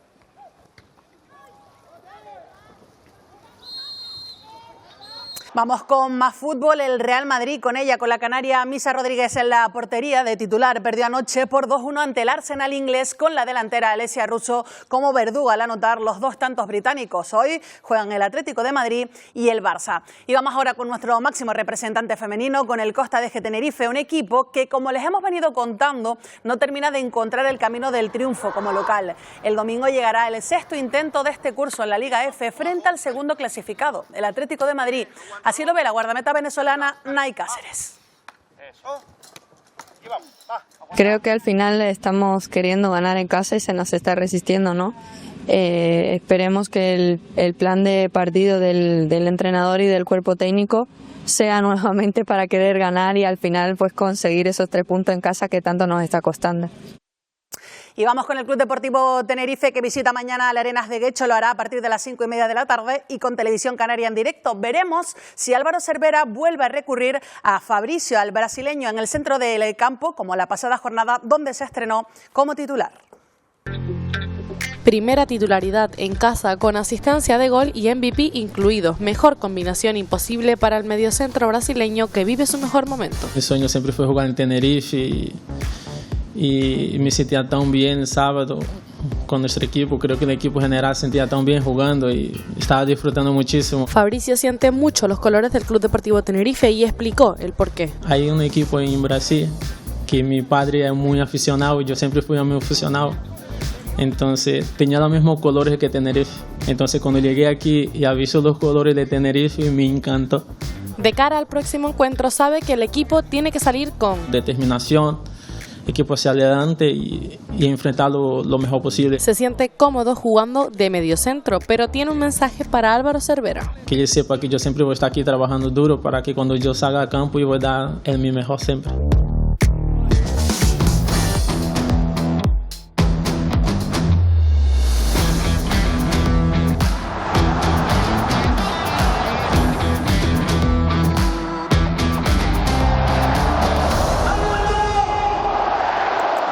Alberto Moleiro, aquí lo están viendo con la camiseta de la Unión Deportiva Las Palmas y con la del Villarreal. Es el mismo jugador, pero ha cambiado.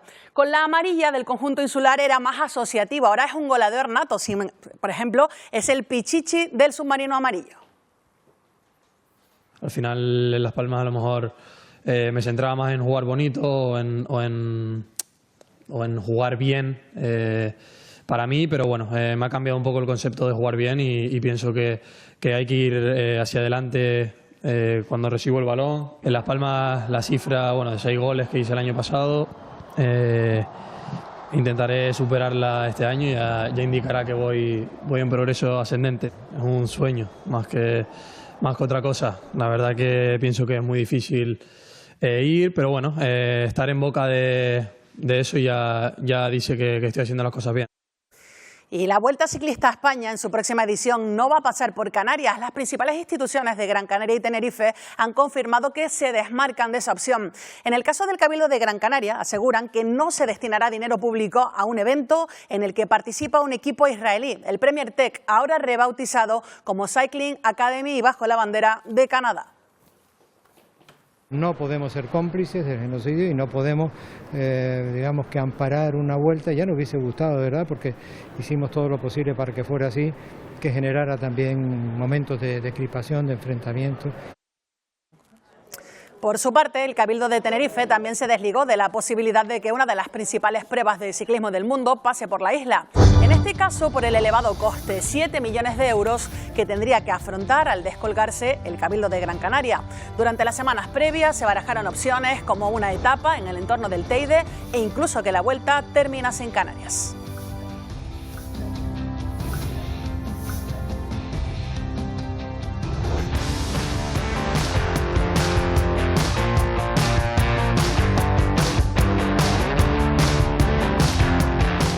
Despegamos y sobrevolamos ahora la Isla del Hierro, en este caso no nosotros, sino el gran especialista de los llamados vuelos del hombre pájaro, Peter Salzman, que viajó en septiembre a la Isla del Meridiano para registrar estas imágenes que están viendo, realmente impresionantes, porque además su traje incluyó una novedad, un ala adicional que le permitió no depender exclusivamente de las corrientes de aire.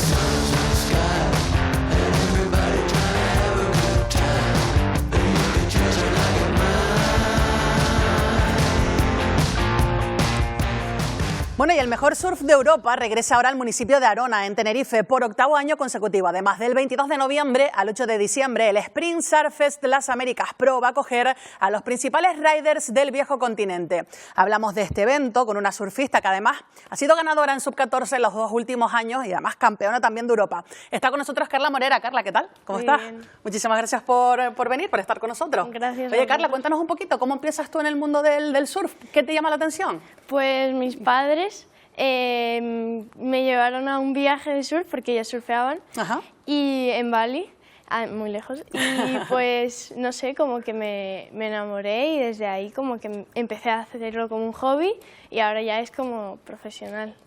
Ahora tienes 14 años, ¿cuántos añitos tenías en ese momento? 4 o 5 igual. Ahora muy chiquitita. Sí. Casi no podrías ni con la tabla, ¿no? No. Carla, cuéntanos que además, ¿qué es lo que más te gusta a ti del surf? ¿Qué es lo que te llama la atención? Lo que más me gusta del surf es que es súper especial, es diferente, cada ola es diferente.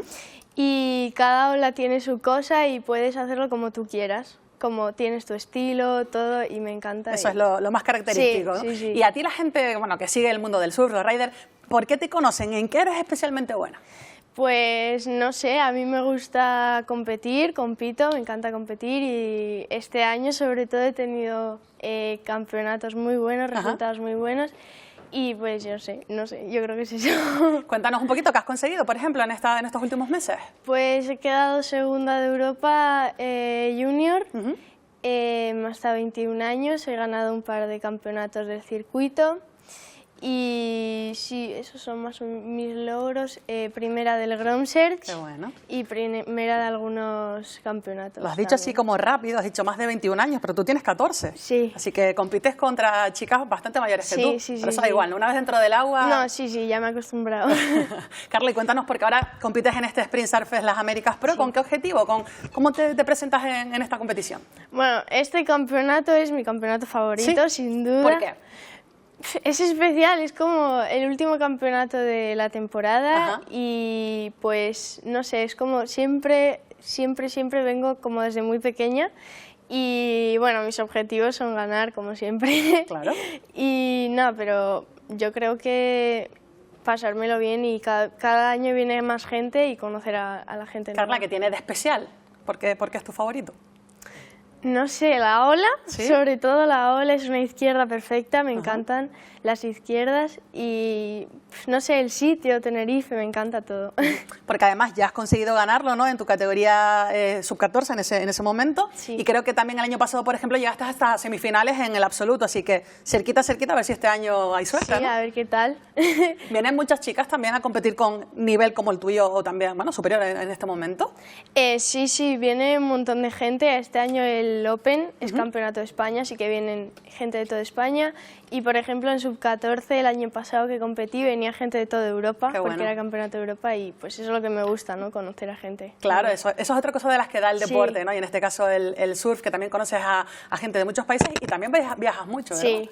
Sí, Eso siempre lo dice la gente que viene de estos deportes de mar, que lo que le gusta mucho es viajar, ¿no? Y conocer todas las partes del mundo. Sí, es lo mejor. Oye, Carla, y otra curiosidad, ¿tienes alguna manía a la hora de competir o una vez que estás dentro del agua? ¿Tú en qué piensas cuando estás esperando a esa ola perfecta?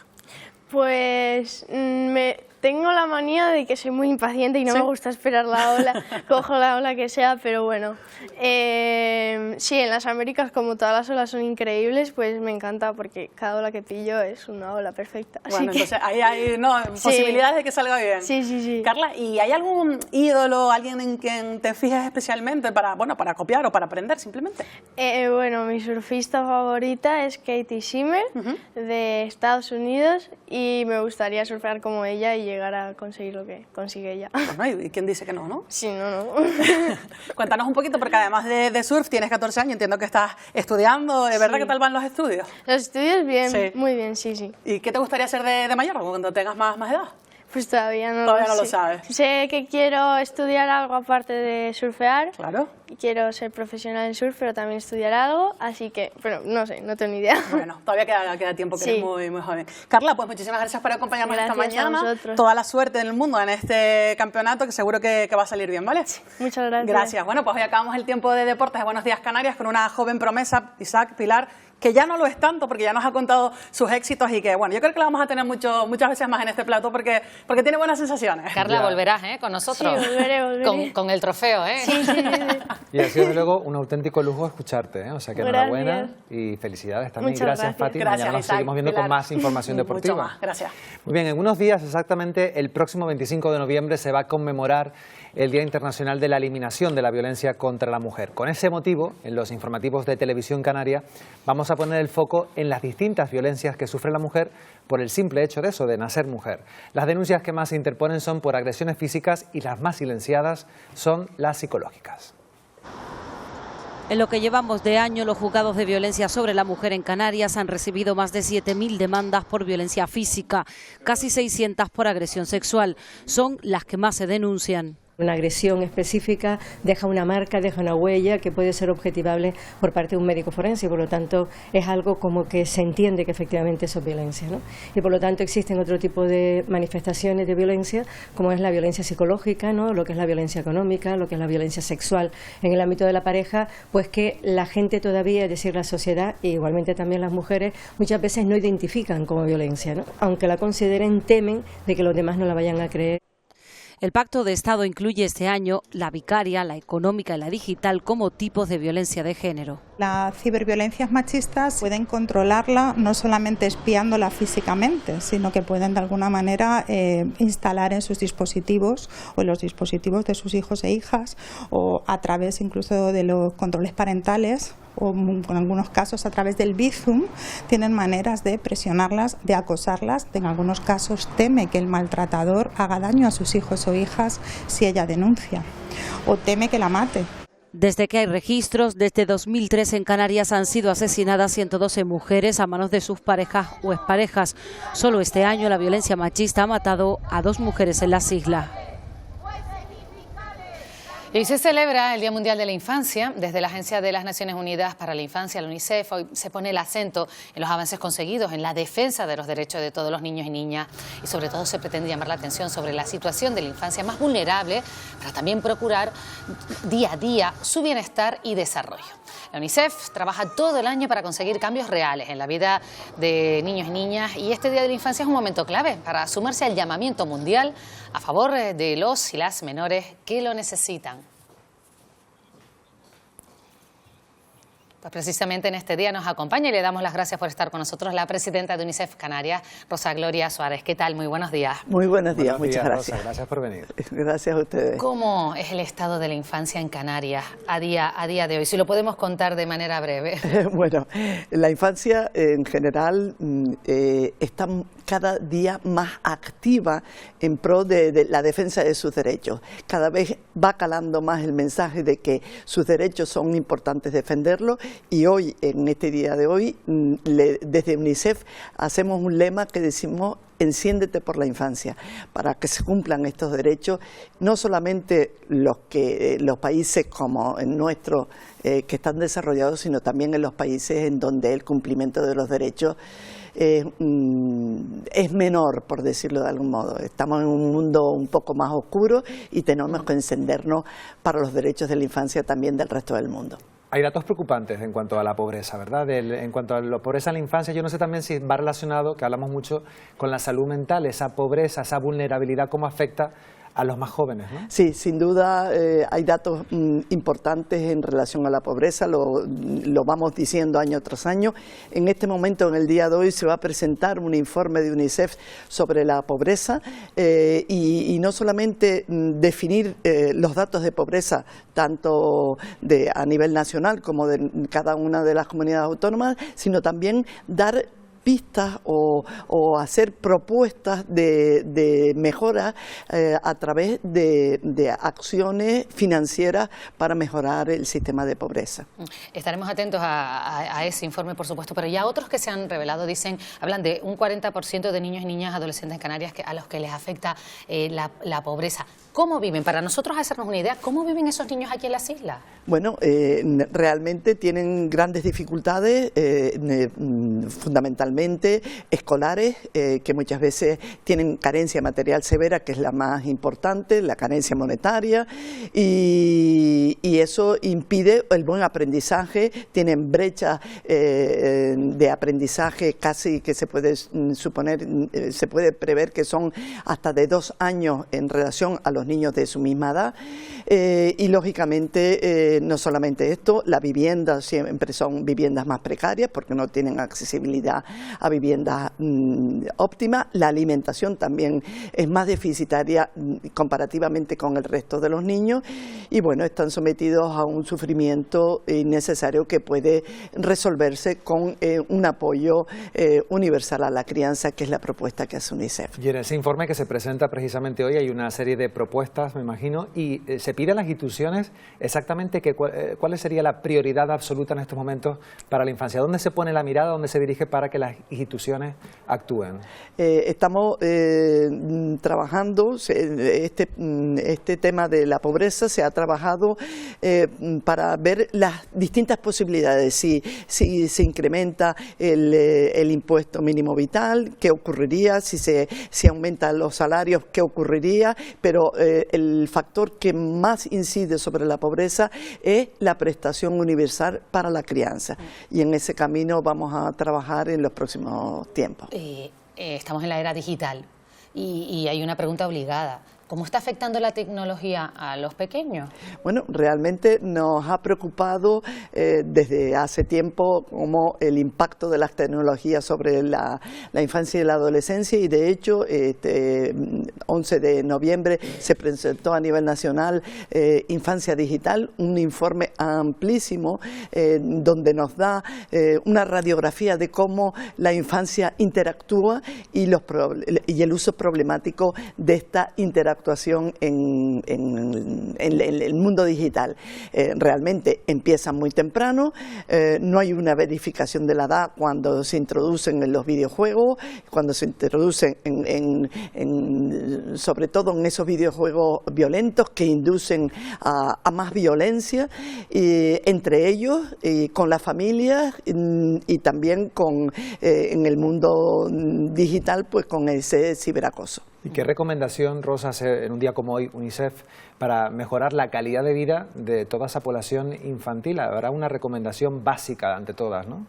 Bueno, fundamentalmente hablamos de eso, enciéndete por los derechos. Todos los derechos son iguales, pero realmente el derecho a no vivir en pobreza, a tener esa supervivencia, a tener acceso a educación y a la salud son fundamentales para nosotros. Ya para terminar, porque nos quedamos sin tiempo, hay una herramienta esencial en el Canarias, que es el Pacto Canario por la Infancia. ¿Cómo está funcionando? Pues muy bien, muy bien. El Pacto Canario por la Infancia fue firmado por el gobierno, los partidos políticos que estaban en aquel momento y los sucesivos que han estado en el Parlamento, la FECAM, la FECAE, y estamos trabajando constantemente con ellos para promover una mejor situación de la infancia. O sea, que tiene buena salud el pacto, ¿no? Sí.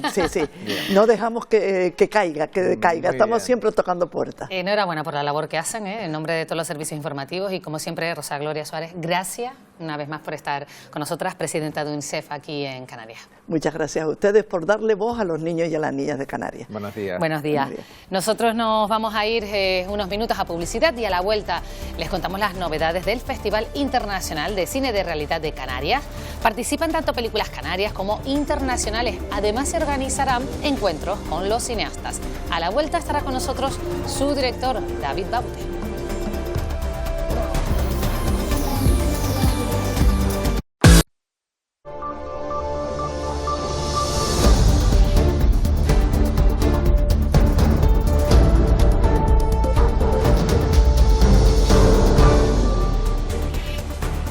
Buenos días, Canarias. Seguimos. Estos días se conmemora la Semana Internacional de las Personas Sin Hogar, una realidad que afecta al menos al 20% de la población de la capital tinerfeña, una cifra y un problema que el Ayuntamiento intenta visibilizar con varias actividades. Isiar Pérez, cuéntanos.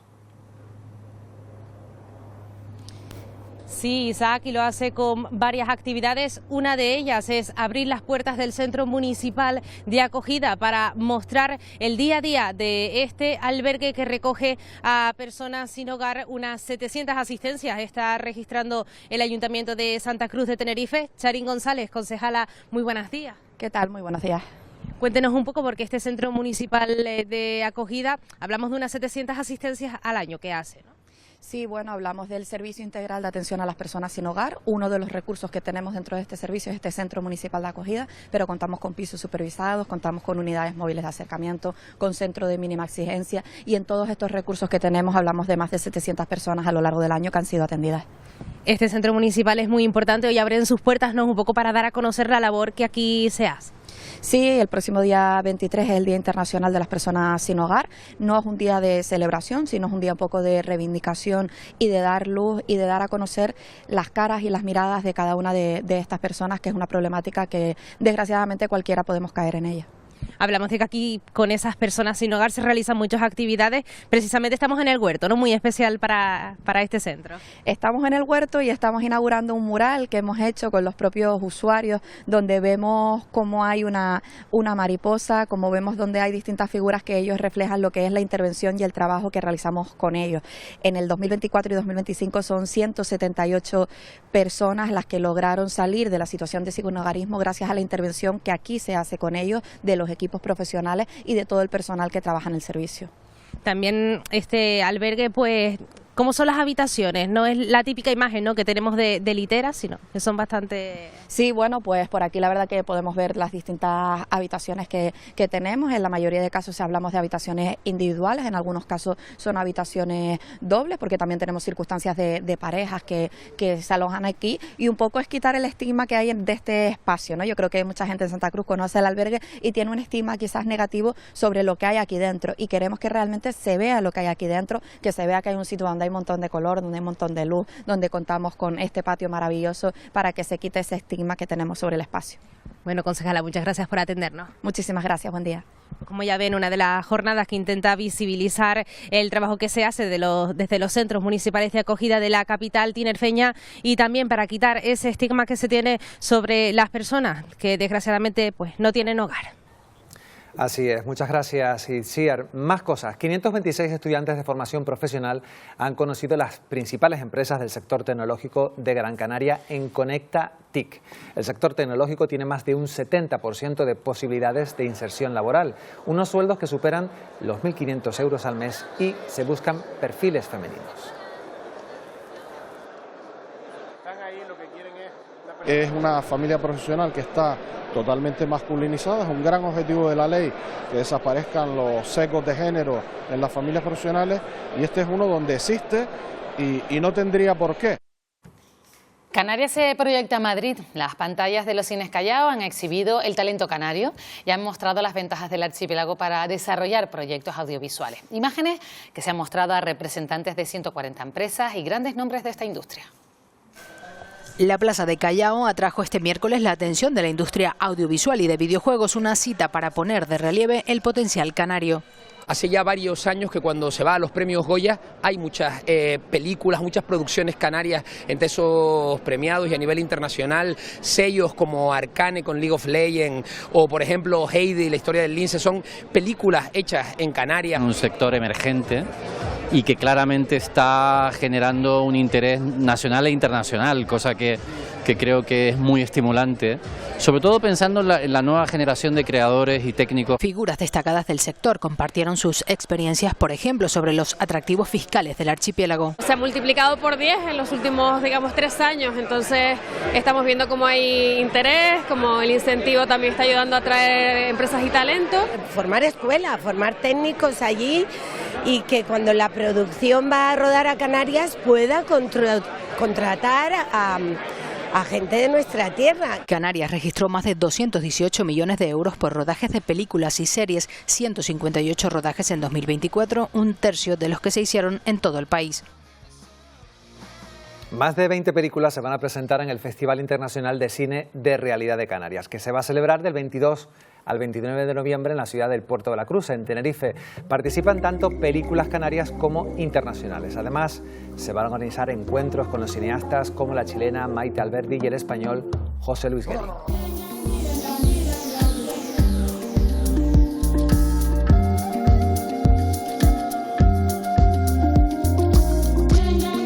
Para hablarnos de esta interesante cita se encuentra con nosotros David Baute, que es director, productor de cine y además director de este festival. Muy buenos días, David. Buenos días. Buenos días. Gracias por acompañarnos. Una importante cita para todos los cineastas, ¿no? Imagino para todo el mundo de la cultura, que se va a celebrar, como digo, en el Puerto de la Cruz. Sí, yo creo que siempre los eventos, los festivales de cine son eso, ¿no? Como un espacio ideal para ver cosas que normalmente no se ven o es complicado verlas, ¿no? Y en este caso un cine que busca esa mirada especial de cineastas afrodescendientes en Latinoamérica o africanos en el caso de África, incluso canarios, ¿no? Que van a estar presentes con sus películas y que a veces no tienen esos espacios ideales para difundir. Y no solo son películas, también llevamos en este festival la opción de que proyectos que empiezan a nacer, que empiezan a germinar, que buscan esa primera financiación para luego ser películas, pues van a estar con nosotros presentes en el Puerto de la Cruz. O sea que se trata también de un festival que va a dar oportunidades a los cineastas, ¿es así? Sí, de hecho empezó así, ¿no? Como hace 5 años empezamos como esa pequeña incubadora entre República Dominicana y Canarias para dar esa oportunidad a ese talento que hay en el sur, ¿no? Casi siempre los grandes eventos se fusionan entre el sur y el norte, esas grandes coproducciones entre el sur y Europa o Norteamérica, pero aquí hemos intentado hacer ese eje sur-sur, es decir, África, Latinoamérica, pasando por Canarias, y todo ese movimiento que hay de cine en esos territorios, que es muy potente, muy emergente, ¿no? Pues ¿por qué no tener un punto de encuentro y tenerlo aquí en el Puerto de la Cruz? Más de 20 películas que participan. Esa mirada afroindígena, ¿hacia dónde va exactamente? O sea, esas películas, ¿hacia dónde dirigen a lo mejor su denuncia o su...? Claro. Primero creo que es un cine como más autoral, más creativo, más personal, ¿no? Donde hay un posicionamiento por parte del director o la directora en estas películas, ¿no? Lo que confiere con una mirada especial. Luego son ellos hablando de su territorio. Muchas veces somos incluso nosotros desde aquí que opinamos o que hablamos o que contamos con nuestras películas lo que sucede en África o lo que sucede en Latinoamérica. Aquí son ellos los que cuentan su visión, ¿no? Y hacen incluso una revisión histórica, ¿no? Sobre la época del colonialismo hasta la actualidad. Entonces hay un movimiento muy interesante de cineastas afrodescendientes replanteándose cómo se ha contado la historia a nivel cultural sobre ellos y sobre ellas, ¿no? Y lo están haciendo desde el cine. Entonces hay una mirada ahí como fresca y prueba de ello es que, por ejemplo, a nuestra parte de mercado pues van a venir televisiones, distribuidoras de toda Europa, festivales de Europa, para buscar esa otra mirada que no consiguen que llegue normalmente por vías de canales normales de distribución a Europa y que sí las vamos a tener nosotros aquí en Canarias. O sea, también hay oportunidad de negocio, David. Sí, es fundamental, es fundamental. En los proyectos es que se basa en eso y al final, bueno, el recorrido siempre es largo. De hecho, hemos generado una alianza súper bonita con otros festivales, con el Festival de Cine Documental de Sao Paulo de México, con el de Cartagena de Indias en Colombia, con el de Chile, también con festivales de África, con el Festival de Agadir, con el Festival de Sudáfrica, para entre todos ir fortaleciendo esos proyectos que nacen, ir buscando financiación, ir consiguiendo distribución, televisiones, y que dentro de 3-4 años los podamos ver también otra vez aquí en el festival. Ya has hecho un poco un perfil, pero ¿qué criterios se siguen para elegir las películas que van a participar en este festival? Bueno, ha sido flujo de, bueno, todas estas asociaciones, todos estos festivales que te comentaba, hemos trabajado conjuntamente para ello, ¿no? Entonces, a partir de, lógicamente, un buen guión, un buen discurso a nivel narrativo, pero también un cuidado de la estética, porque hoy en día el cine de realidad también busca eso, ¿no? No solo el denunciar o una cuestión social o medioambiental o política o plantear algo, sino que esté muy cuidado, ¿no? Y que tenga esas otras capas a nivel estético, ¿no? Que proporcionen al espectador que se sienta a ver una película, una belleza como obra cinematográfica, más allá de que luego pues en tu guión, en tu parte narrativa tengas que meter la historia que creas, ¿no? Pero entonces el cuidado de lo estético con el guión es lo que más se valora en esta selección. Antes de finalizarlo, destacábamos nosotros presentando el festival que va a haber el estreno en Canarias de Historia del Buen Valle, de José Luis Guerín, y también va a haber un reconocimiento a la cineasta chilena Maite Albendi. Sí, la verdad que es una suerte tener a Guerín, yo creo que es uno de los grandes maestros del cine documental en el mundo, y tenerlo presentando aquí su película, que esta última película es una obra mágica, muy especial, bueno, va a ser uno de los días fuertes, ¿no? Y luego tener a Maite Alberdi, esta cineasta chilena que ha estado con premios en todos los grandes festivales, en San Sebastián, en Berlín, que ha sido nominada a los Oscars. La verdad que es una suerte poder disfrutar de ellos en el Puerto de la Cruz, conversar con ellos, que eso es lo bonito de un festival, no solo asistir a ver una película, sino conversar con sus directores, directoras, pues eso se va a hacer mágico, entre el 22 y el 29 de noviembre. ¿Y quien quiera ir, qué tiene que hacer? Pues entrar en la página web del festival y ahí tiene toda la programación y puede acceder a las películas que quiera disfrutar. Pues muy fácil todo, o sea, para poder ir. Sí, seguro que va a ser, Isaac, seguro que va a ser un éxito. Ojalá, David, ojalá. que está ahí, seguro que va a ser un éxito. Gracias por acompañarnos. Gracias a ustedes. Muchas gracias. Nosotros continuamos y les planteamos, si se imaginan ver un paisaje de Canarias en un spot navideño internacional. Bueno, pues por primera vez un municipio de Canarias está entre los finalistas de la campaña Juntos Brillamos Más, de una marca de chocolates. Jessica Díaz, te encuentras en el pueblo finalista. Buenos días, Canarias. Pues viendo el paisaje que está a mi espalda ya se pueden imaginar dónde estoy, en Tejeda, en uno de los pueblos más bonitos de España, y quién sabe, a lo mejor en las próximas semanas también puede ser el pueblo que más brilla. Como decía, hay un concurso, hay que votar, así que pedimos colaboración. Pueden votar a través de la página del ayuntamiento y también de la marca de chocolate. Y vamos a hablar con la concejala de Festejo y Cultura, con Verónica Espino. Buenos días. Muy buenos días, Jessica, ¿qué tal? ¿Cómo recibieron la noticia? Hombre, pues imagínate, con mucho orgullo, con mucha felicidad y bueno, y sabiendo que somos elegidos para esta marca, pues te podrás imaginar. Bueno, ¿cuál es el premio? El premio va a ser la iluminación de Navidad. Van a iluminar todo el pueblo. Van a iluminar todo el pueblo y esa iluminación luego se quedará en nuestro pueblo también para los próximos años. Bueno, hay que decir que ya han estado aquí grabando, ¿no nos puedes contar algo? Bueno, sí, han estado por aquí, han grabado 2 días, se han ido.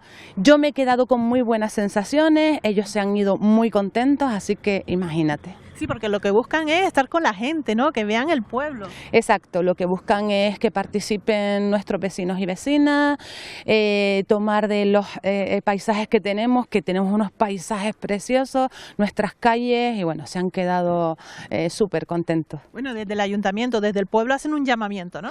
Exactamente, tenemos hasta el domingo 23 para seguir votando la primera fase, que no se me olviden, porque nos han llamado para, oye, ya ganaron. No hay nada acabado. Hasta el domingo 23 hay que seguir votando para que Tejeda siga dentro del concurso y hasta el final. Bueno, vamos a hablar con los empresarios, concejala. Tenemos aquí a Fina Suárez, que es administradora de Tejeda Ruralia. Buenos días. Hola, buenos días. ¿Qué supondría para ustedes, para los empresarios, que ganar este concurso? Bueno, como digo siempre, ¿qué supondría para toda la isla y sobre todo para la gente de Tejeda? Es dar la oportunidad de seguir en este medio, de seguir viviendo con una calidad de vida y dar la oportunidad a todo el foráneo de los mundos urbanos que nos visiten y tengan unos servicios asegurados. Eso es importante. Porque claro, esta iluminación, se iluminan todo, se quedará el pueblo, vamos. Vamos, sería un pueblo de cuento, y ya les cuento, a su vez, que no tendrían que irse ni a Londres ni a Nueva York para vivir la sensación cálida de unas Navidades hermosas, calientes, bonitas. Sería casi a las puertas de nuestras casas. Pues Fina, que voten, ¿no? Sí, que voten y que, como bien decía la concejala, el domingo termina, pero no termina. Entramos en una otra siguiente fase y volveremos a seguir votando porque la votación consta de 4 fases. Así que es importante, no solo de Gran Canaria, sino de las demás islas. Para todo el archipiélago. Pues Fina, muchas gracias. Gracias a ustedes. Pues nada, ya ven, compañeros, el lunes, mejor dicho, se sabrá si Tejeda finalmente pasa a la siguiente fase y quién sabe, a lo mejor Tejeda, además de ser uno de los pueblos más bonitos de España, pues se convierte también en uno de los pueblos más iluminados del país. Claro que sí, la Navidad en Tejeda. ¿Dónde mejor? Jessica, buenos días. Así es, buenos días. Bueno, ya hablando de Navidad, a uno le viene esa sensación de fresquito, Isaac, yo creo que ha bajado un poco las temperaturas. Ha bajado, pero hay gente que dice que incluso se esperaba nieve. Yo no sé, Emilia González, si tanto como para hablar ya de pequeños copos de nieve aquí en Canarias. ¿Qué tal? Yo creo que es más el deseo que realmente lo que puede pasar. A ver, la AEMET estaba hablando de una cota de nieve en torno a los 2.400, 2.600 durante la jornada de hoy, mañana 2.900. Yo no lo veo del todo, pero bueno, vamos a ir analizando poco a poco y es verdad que hace más frío. De hecho, si has estado en las Cañadas hoy, no te ha dado tiempo. No me ha dado tiempo, Mili, llegando aquí a las 5:30 de la mañana no me ha dado bueno, tiempo. pues ¿te acuerdas que llevábamos toda la semana hablando de que las temperaturas iban a bajar por debajo de los 0 grados? Bueno, ayer teníamos menos 0,5, hoy tenemos menos 1,2 en el Parador, así que sí es verdad que han bajado las temperaturas, ha refrescado y se ha notado. Vámonos ya con la imagen de satélite porque vamos a explicar hoy muchísimas cosas. Una de ellas, esa borrasca que va bajando, tiene aire frío en altura, temperaturas por debajo de los 0 grados y que va a condicionar el tiempo durante los próximos días en el archipiélago, sobre todo durante la jornada de mañana viernes en las islas occidentales, y el sábado también llegarán los alisios, nos dejará la nubosidad, y si se han fijado hoy, han salido a ver la ventana, tenemos mucha nubosidad de tipo alto. Hoy los cielos desde luego están muy fotogénicos. Vámonos al modelo de previsión a 3.000 metros de altitud. Primero vamos a ver qué tiempo vamos a tener durante la jornada de hoy, por aquello de que si van a salir de casa, qué nos ponemos o qué llevamos. Bueno, en principio cabe esperar precipitaciones en la isla del Hierro, en la isla de La Palma, también algunas en La Gomera por el suroeste, sobre todo hoy, de la isla de Tenerife, y algunas gotas han caído a primera hora de la mañana en el interior de la isla de Gran Canaria, pero en principio estas precipitaciones no van a ser destacables, por lo menos en la provincia oriental. Más en la occidental, las temperaturas han refrescado, tenemos máximas en torno a los 23 grados, el viento lo tenemos flojo de momento hoy, aumentará, arreciará durante el viernes y durante el sábado, del nordeste en las orientales, del este en las occidentales, y la situación marítima se mantiene también bastante calmada, con fuerte marejada en las costas del norte, pero con olas que no superan el metro de altura y marejadilla en las del sur. El fin de semana el mar se va a complicar, ya lo aviso desde ahora. Vamos ahora sí con ese modelo de previsión a 3.000 metros de altitud para situar esa bolsa de aire frío en altura, esa borrasca, algunos hablan de Dana, pero tiene reflejo en superficie, va a condicionar, fíjense en esas manchas más verditas, eso indican temperaturas por debajo de los 0 grados. Es por eso por lo que muchos están diciendo que podrían caer los primeros copos de nieve, porque al llegar esos 0 grados y condicionar el tiempo, por ejemplo en las cumbres de La Palma y de Tenerife, pues lo que sí parece claro es que va a helar.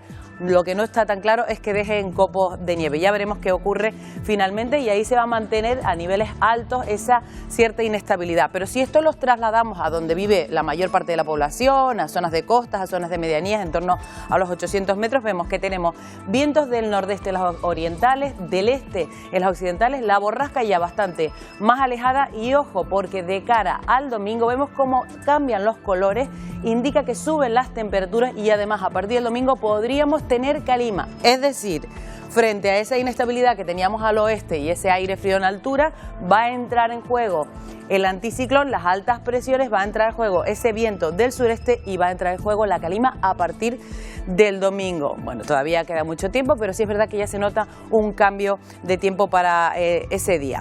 Veamos la previsión de precipitaciones para las próximas horas. Hoy, en principio podría llover, sobre todo en puntos del interior de la isla de Tenerife, El Hierro, La Gomera y La Palma. A partir de mañana, especialmente por el nordeste de las islas occidentales sobre todo. También por la tarde-noche, sobre todo durante la segunda mitad del día, en la isla de Gran Canaria. Y el sábado igual. Es por eso por lo que se marcan estas cantidades importantes de acumulado, porque desde hoy hasta el domingo la cantidad de precipitación acumulada, tanto por esa dana que viene por el suroeste como por ese viento del nordeste que nos trae las precipitaciones por el norte, pues se van a acumular precipitaciones importantes, grandes cantidades, aunque no esperamos una inestabilidad como para que caigan chaparrones fuertes. Así que, de momento, durante la jornada de hoy, ya saben que tenemos que traer el paraguas en mano. Nos vamos a ir con unas fotos, porque desde luego aquellos que tengan cámara y les guste la fotografía, hoy y mañana y pasado van a ser días para hacer fotos. Este es de Pino González de la Vega de San Mateo, esta es de Tomás Arteaga de San Sebastián de La Gomera. Están los cielos fotogénicos, y además una curiosidad, cuando hay inestabilidad en las islas se ve muchísimo mejor y la visibilidad entre islas es muchísimo mayor. Es decir, seguramente hoy desde el pico del Teide, si la nubosidad no lo impide, se ven todas las islas. Pues mira, nos subimos a primera hora, Isaac y yo, a lo mejor luego por la ¿Tienes tarde tiempo vamos y para hacemos ir la foto ahora? para Y mañana. llevamos el paraguas y la cámara de fotos. Abrigo. Bueno, pues mañana más previsión, ¿eh? Vamos a ver. Vamos a estar atentos, como siempre. Gracias, Emilia. Bueno, pues nosotros vamos con algunos de los titulares que ha dejado la mañana. Sí, Pilar, la Guardia Civil informaba hace unos minutos que ha intervenido en Tenerife más de 13.800 dosis de la droga Popper. Se remitía en paquetería postal, esa es la imagen que nos hacen llegar, y se investiga a 7 personas que recibieron 387 frascos de esta nueva sustancia procedentes de Francia y de Portugal. La droga se ofrecía en reuniones con el fin de realizar prácticas sexuales. Esos frascos que están viendo se enmascaraban bajo conceptos como limpiador de cuero o ambientador aromático.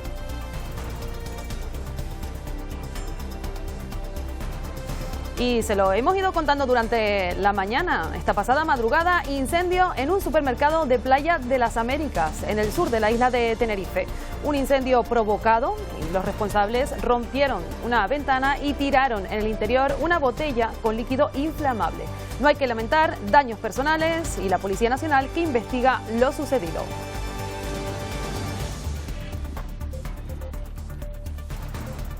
La concejala de Unidas Sí Podemos en el Ayuntamiento de Las Palmas de Gran Canaria, Gemma Martínez, pide la revisión del pacto de gobierno municipal tras la dimisión de la socialista Inmaculada Medina, investigada en el caso Valca, ya lo saben, y también la ruptura con Nueva Canarias de José Eduardo Ramírez. Lo hemos escuchado aquí, en Buenos Días Canarias.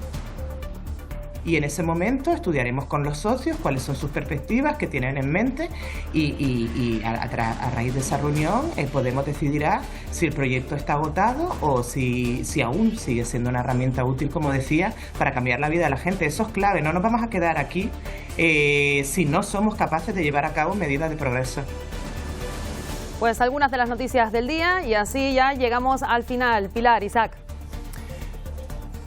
Bueno, pues la última hora, como siempre, que nos la da María Herrera y ya nos despedimos, Isaac. Así es, porque hasta aquí ha llegado nuestro programa hoy. Lo vamos a hacer con una estampa, Pilar, casi navideña, que nos llega desde la isla de Gran Canaria. Acabamos de estar allí, Tejeda, uno de los escenarios de la 12ª edición de Juntos Brillamos Más, una campaña de Navidad, como nos ha contado nuestra compañera Jessica, campaña de Navidad a nivel nacional de una marca de chocolate, un nuevo impulso turístico para uno de los pueblos más bonitos de España. Así nos vamos, la información continúa en nuestras redes sociales y en el Telenoticias 1. Nosotros volvemos mañana para darles a las 8 los buenos días Canarias.